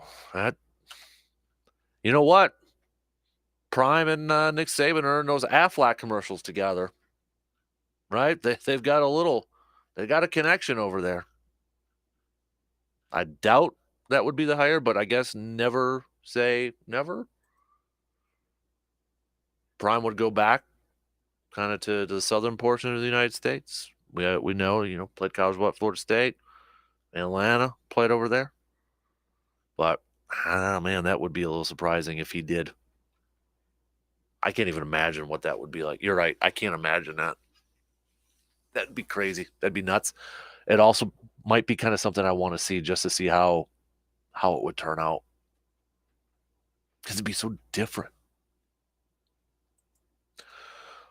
What a crazy last 24 hours. And we still got playoff games to be coming up here. Don't forget to make your picks, though, for the postseason. Okay, we got our picks up at sportstalk1051.com. Give me the upsets that you think is going to happen. Now, when I say upset, I'm talking legit. You were looking at the spread, you're looking at the lines, and it's considered an upset. Is it Green Bay over Dallas? Is it Pittsburgh over Buffalo? Is it Rams over Lions? What do you think is the upset that you would hammer home that you are confident is happening? Besides maybe G-Man confident that Green Bay is going to win against Dallas. What's the one that you are uber confident in? All right, hit me up with some texts. Tonight we've got a big basketball game though. Bucks in action against the Boston Celtics. Speaking of spreads, right now Milwaukee 4.5 favorite. 4.5 favorite. A lot of that has to do with it's in Milwaukee. Boston, every single loss that Boston has had so far this year, eight losses, all have come on the road. They're 11-8 on the road here. Sure, that all factors into it. Damian Lillard's going to be back for this game, so they'll have him. But Bucks are looking for a bounce back, looking for something positive. Lost 4 of their last 5. The one win coming against the Spurs, and that was squeaked out 125-121. The last 2, Houston and Utah, They dug themselves into huge holes in the first half. Can't do that tonight against Boston. Can't do that. You're going to do that, you're not going to be able to climb out like you got close to doing in these last 2 games. Not against a team like Boston. I want to see something. I want to see this. Obviously, I want to see this Buck team come out and just be flipping hot from the start.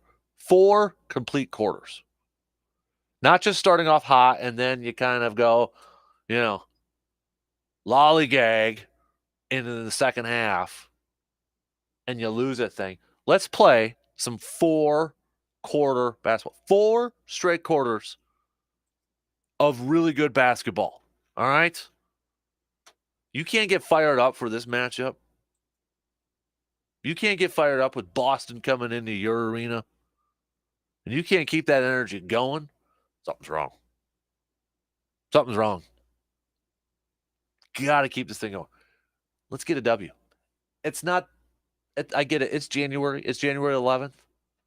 But I think kind of the narrative going around when you've got Giannis calling out your pride, calling out, we got to be better.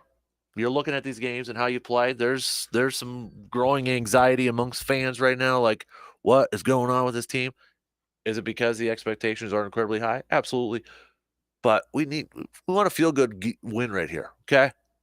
We want a feel-good W. And knowing this is the team you might have to get by to get to the NBA Finals, they're in your house. Let's get the W tonight. All right? Pick up W.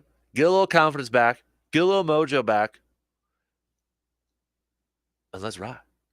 I feel like if they lose, and they lose badly tonight, the one thing I would be concerned about with this team, are they going to start to get a little tight? Are they going to start to press a little bit? Are you going to start to hear more voices coming out? Being in that locker room, questioning stuff. Remember, Bobby Portis did it December in the play-in tournament. I keep calling it play-in tournament. In-season tournament. Now you got Giannis doing it again. I think they need a win for just maybe some morale right now at this point in time. Badgers also, hoops. They got a win last night. Big win. I just seen Jeff Patricus, who covers the Badgers, put out their NCAA net rankings updated. Badgers at number 12.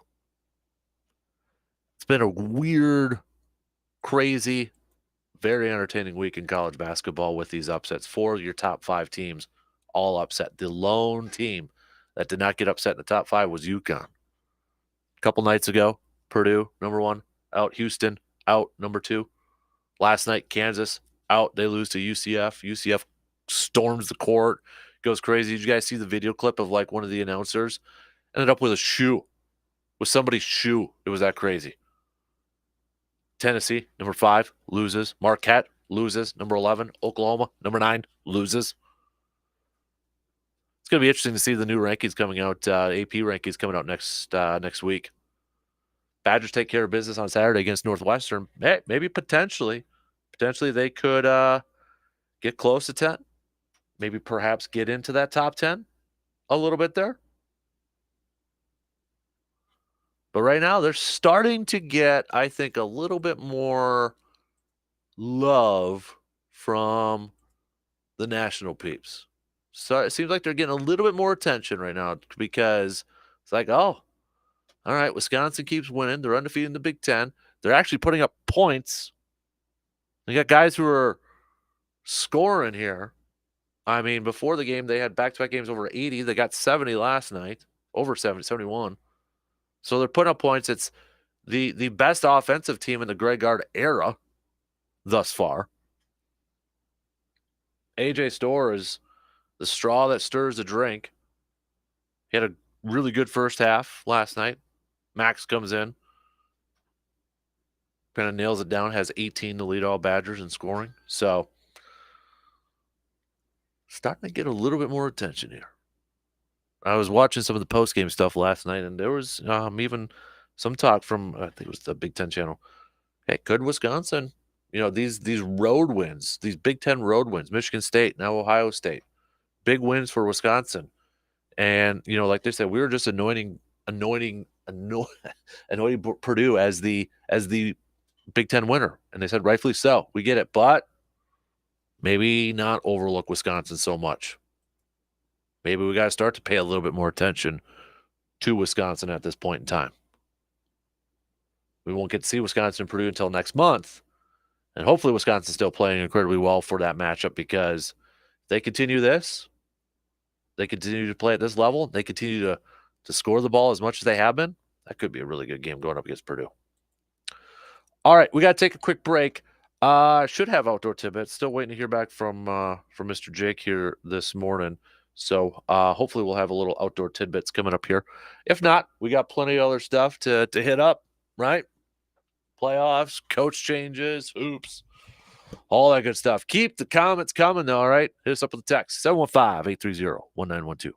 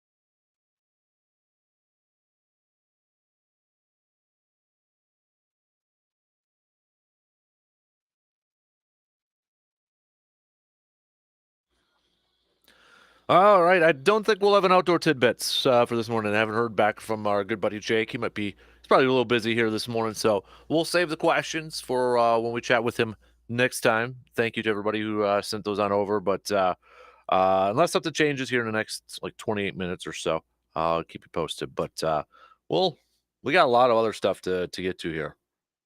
We got a lot of other stuff to get to here. Illini Greg.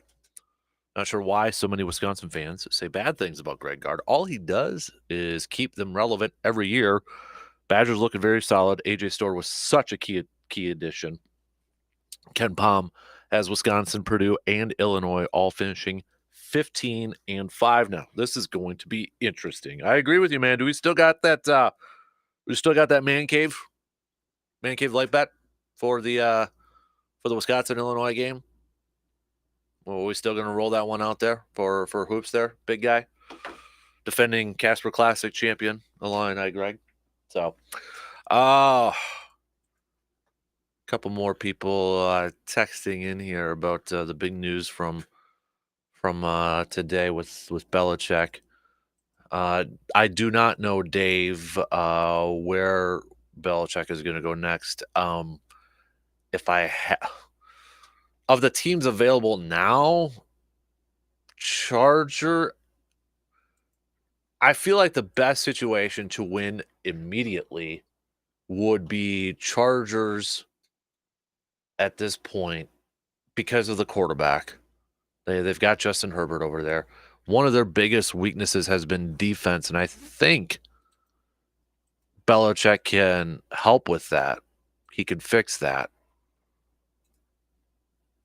I feel like that's right now of the teams that currently have openings would be the best situation. And the thing is too, I think a key for Belichick, if he continues to coach and he wants to continue to coach, I think a key for him is like he's gonna have to realize potentially would have to give up roster control, like not be the general manager.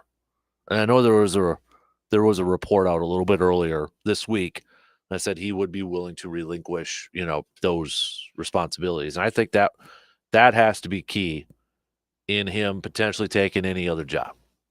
Is that all right? We'd love to have you as a coach, not as a general manager.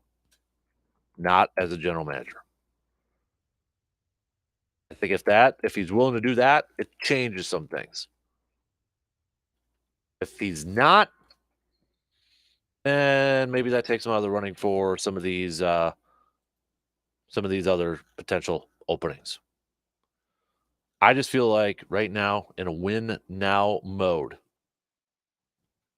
Chargers, I feel like have the best win now. Now their salary cap situation isn't that great. I think when I was looking at it in the break, according to Over the Cap, they need to cut nearly $35 million. Is it? So that's not the greatest thing over there, but they do have the 5th pick in the draft. So they'll have some draft capital over there too. Washington, they got to get a quarterback. Same with Atlanta. I know Atlanta's been rumored as a potential one. If they can get a quarterback, a legit quarterback, then maybe. I don't think Seattle would be an option over there, but I guess you never know at this point in time. I think it's the Chargers right now of the ones that are open, because maybe after this weekend's playoff games, could we potentially get some other openings out there? That's going to be something to watch if we have any upsets. And even so, they're talking like Tampa potentially. If Tampa loses against Philly, could they make a move and move on? I don't know about that one. But, man, who knows? I've already been kind of surprised here this last few days with a lot of these decisions over here. Packers will get back to practice later on today. More of a traditional practice for the Packers as they get set to take on the Dallas Cowboys. As we noted last hour, it was kind of a walkthrough practice for Green Bay yesterday, but maybe potentially some good news here on the horizon. They might be one of the healthiest, or at least have more of their guys available than they've had, in these last few weeks. Because the only player who was listed as a DNP and did not participate would have been AJ Dillon. Now we'll get a better idea today, tomorrow, for guys like Romeo Dobbs, who was listed as a limited participant. Isaiah McDuffie was back as well. We'll get a better idea in these next couple days of legitimately who will go out there. But it might be all hands on deck for the first time, or close to all hands on deck for the first time in a while. Jordan Love might have a lot of different, like all of his options out there. Defensively, might have some options out there too. But we'll get a better idea later on today and tomorrow when they get back to practice. Jordan Love got a couple awards yesterday. Another second straight week where he was Offensive Player of the Week. And then the Nickelodeon Valuable Player, MVP. I don't know why that's so difficult for me to say at times, but it is. Speaking of which, I know it's not really probably of importance right now. There's a really cool piece that the Packers did. Is it on Packers.com? It should be on Packers.com. Otherwise, I think I retweeted it. Yeah, it's on Packers.com. I'm at PackersFeatures.com too, is the other website. It's a really cool behind the scenes photo essay, they call it. So it's a bunch of photos and, some words mixed in there. It's like a picture book. But how the Packers and how an NFL team prepares for road games. Traveling with the Green Bay Packers. And it's kind of a unique, very unique behind the scenes look of all that goes on to prepare to go on the road for a road game. Everything that goes on, during the week, that sort of stuff. So a little bit of a longer read. Isn't that bad though, because if you load it, like, geez, that's a huge thing. A lot of pictures. Okay. A lot of pictures on there, but a really cool kind of inside look behind the scenes of what goes on. You've had these equipment guys that have been with the organization for like 38 years, 30 some years. So, I mean, they even travel with their own chairs. 120 of those chairs for the locker room. They bring their own chairs to a locker room, for crying out loud. So, kind of unique. But if you've got some time, take a look at that and read that thing over there. So, I mean, it goes down to everything of how they pack and the communication devices and preparing for a football. A unique thing. The guy, because the quarterbacks, they go through the footballs and pick which ones they want to take with them. The one guy that does that, he's helped pick every single touchdown pass that Brett Favre and Aaron Rodgers and Jordan Love has thrown. Nobody else can say that. That's got to be pretty darn cool. All right, we'll take our final break here. Then we got some picks. It's time for some picks and predicts. Bucks, Celtics tonight. Who are you rolling with? Bucks are favored by 4.5. That's the spread. 4.5 for the Bucks. And with all the coaching stuff out here, let's have some fun with some predictions on this too. Okay? Let's have some fun. Who will be the new head coach at Alabama? Who will be the new head coach at New England, replacing a couple of goats? Make your predictions now, okay? You got a couple minutes.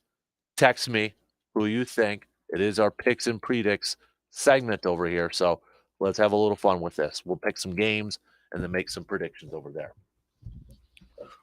Final break, final segment coming up on a crazy busy Thursday morning. We'll be back to wrap up things in just a few minutes.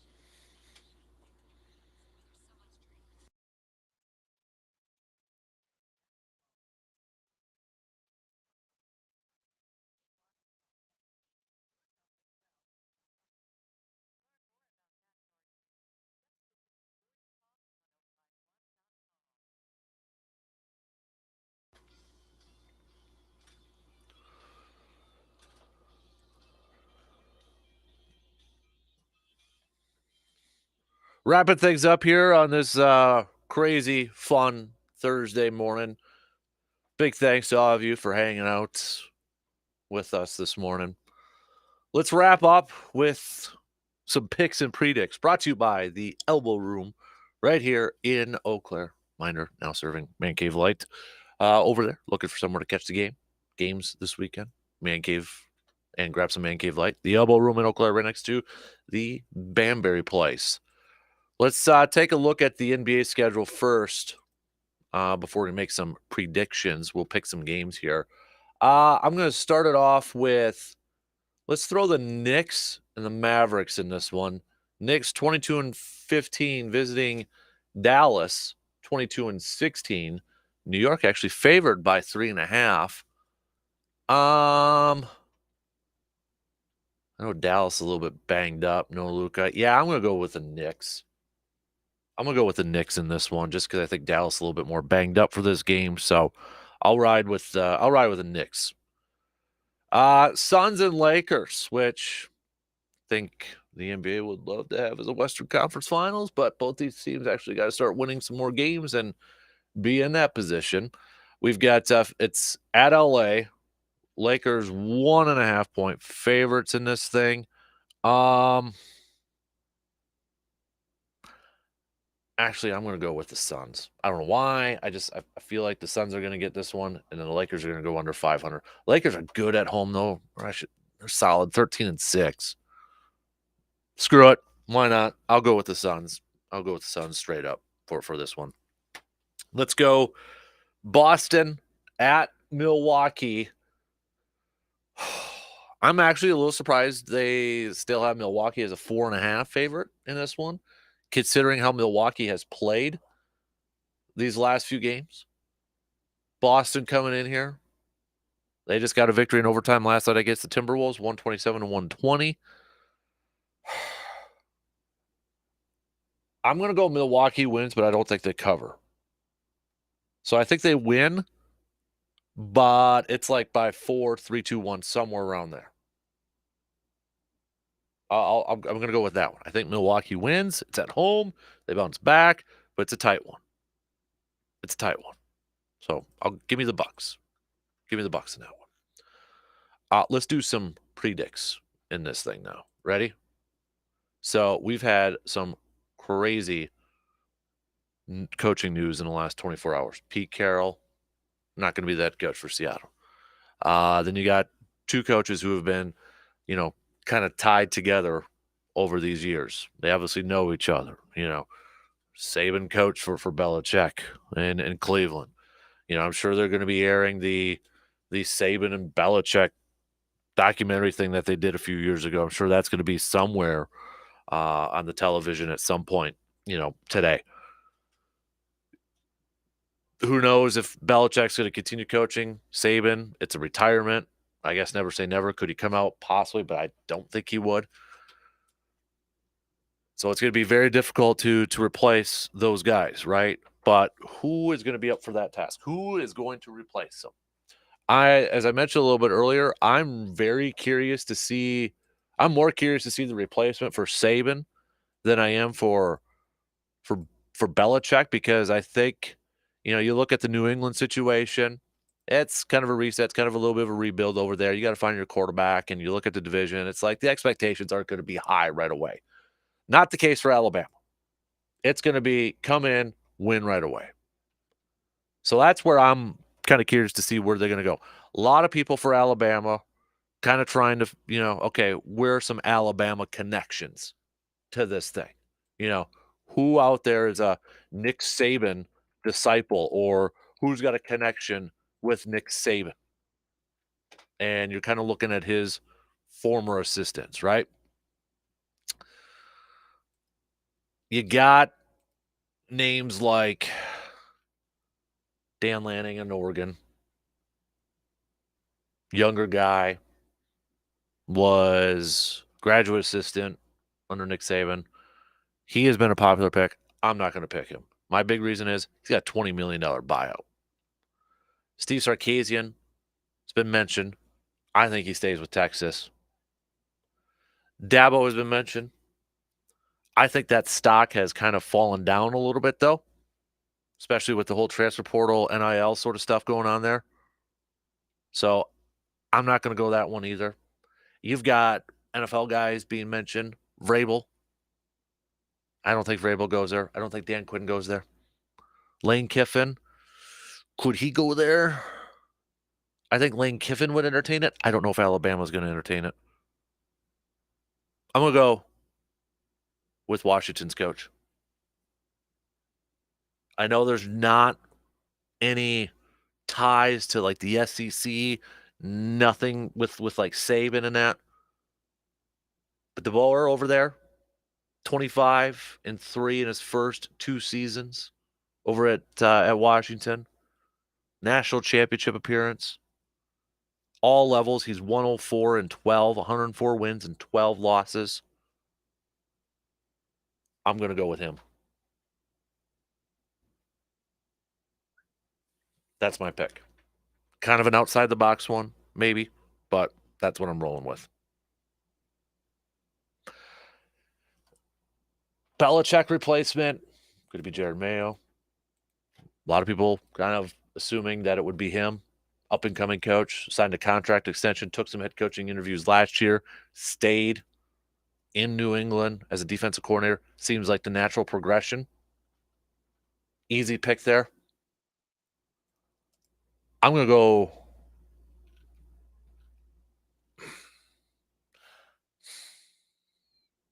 I'm going to go Vrabel.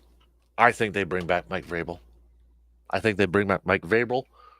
Vrabel, and Jared stays on as the defensive coordinator, and Josh McDaniels comes back as offensive coordinator. I think the Kraft family, who love Mike Vrabel, they're going to try to bring him back, get him into, back in the family. And the fact that he's available now, they don't have to trade for him. I think they're going to do that instead of promote Jared Mayo. I think they're going to bring in Vrabel and kind of bring back some other Patriots like Josh McDaniels to run the offense. That's my prediction. I'll ride with that one. Kind of seems like an obvious one there too, but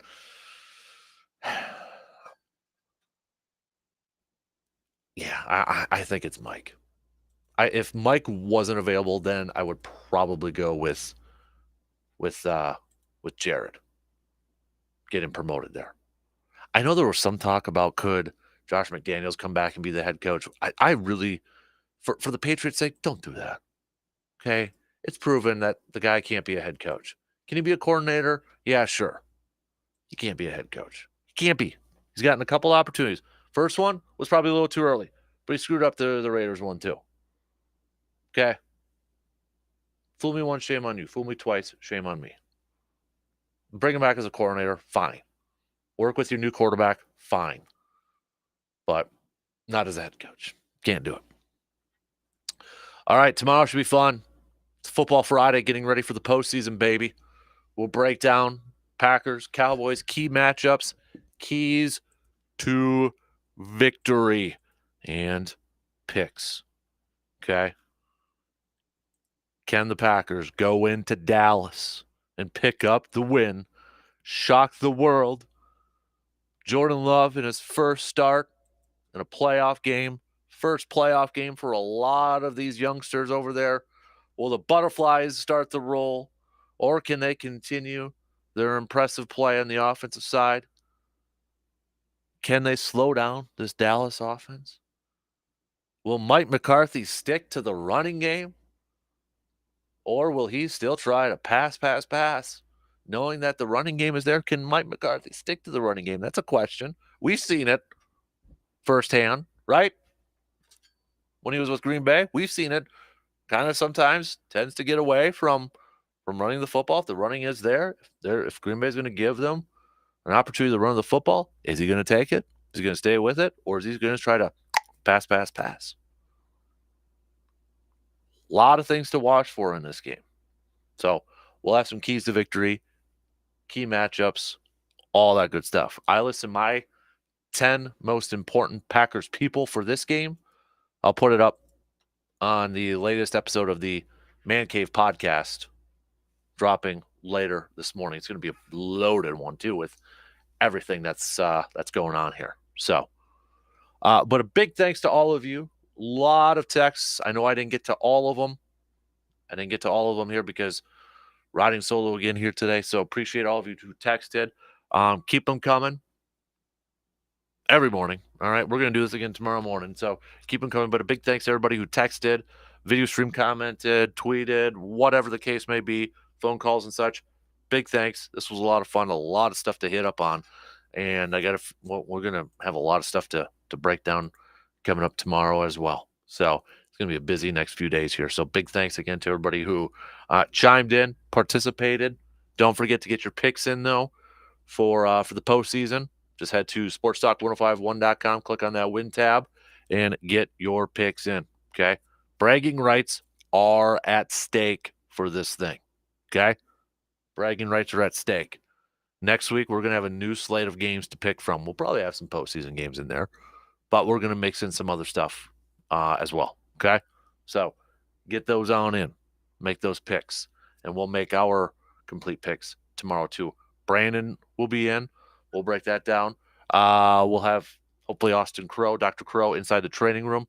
We'll chat about some of the stuff with some of the injuries kind of going around the league as well, and get his thoughts on some of the stuff that's happening. So shot clock's going to cut me off. You know what DP and the Danettes are going to be talking about quite a bit. Probably the Saban, Belichick sort of stuff over there. So we'll see if more stuff happens to pop up later today. But it sounds like Belichick and the Patriots are going to have a presser later on. Maybe he will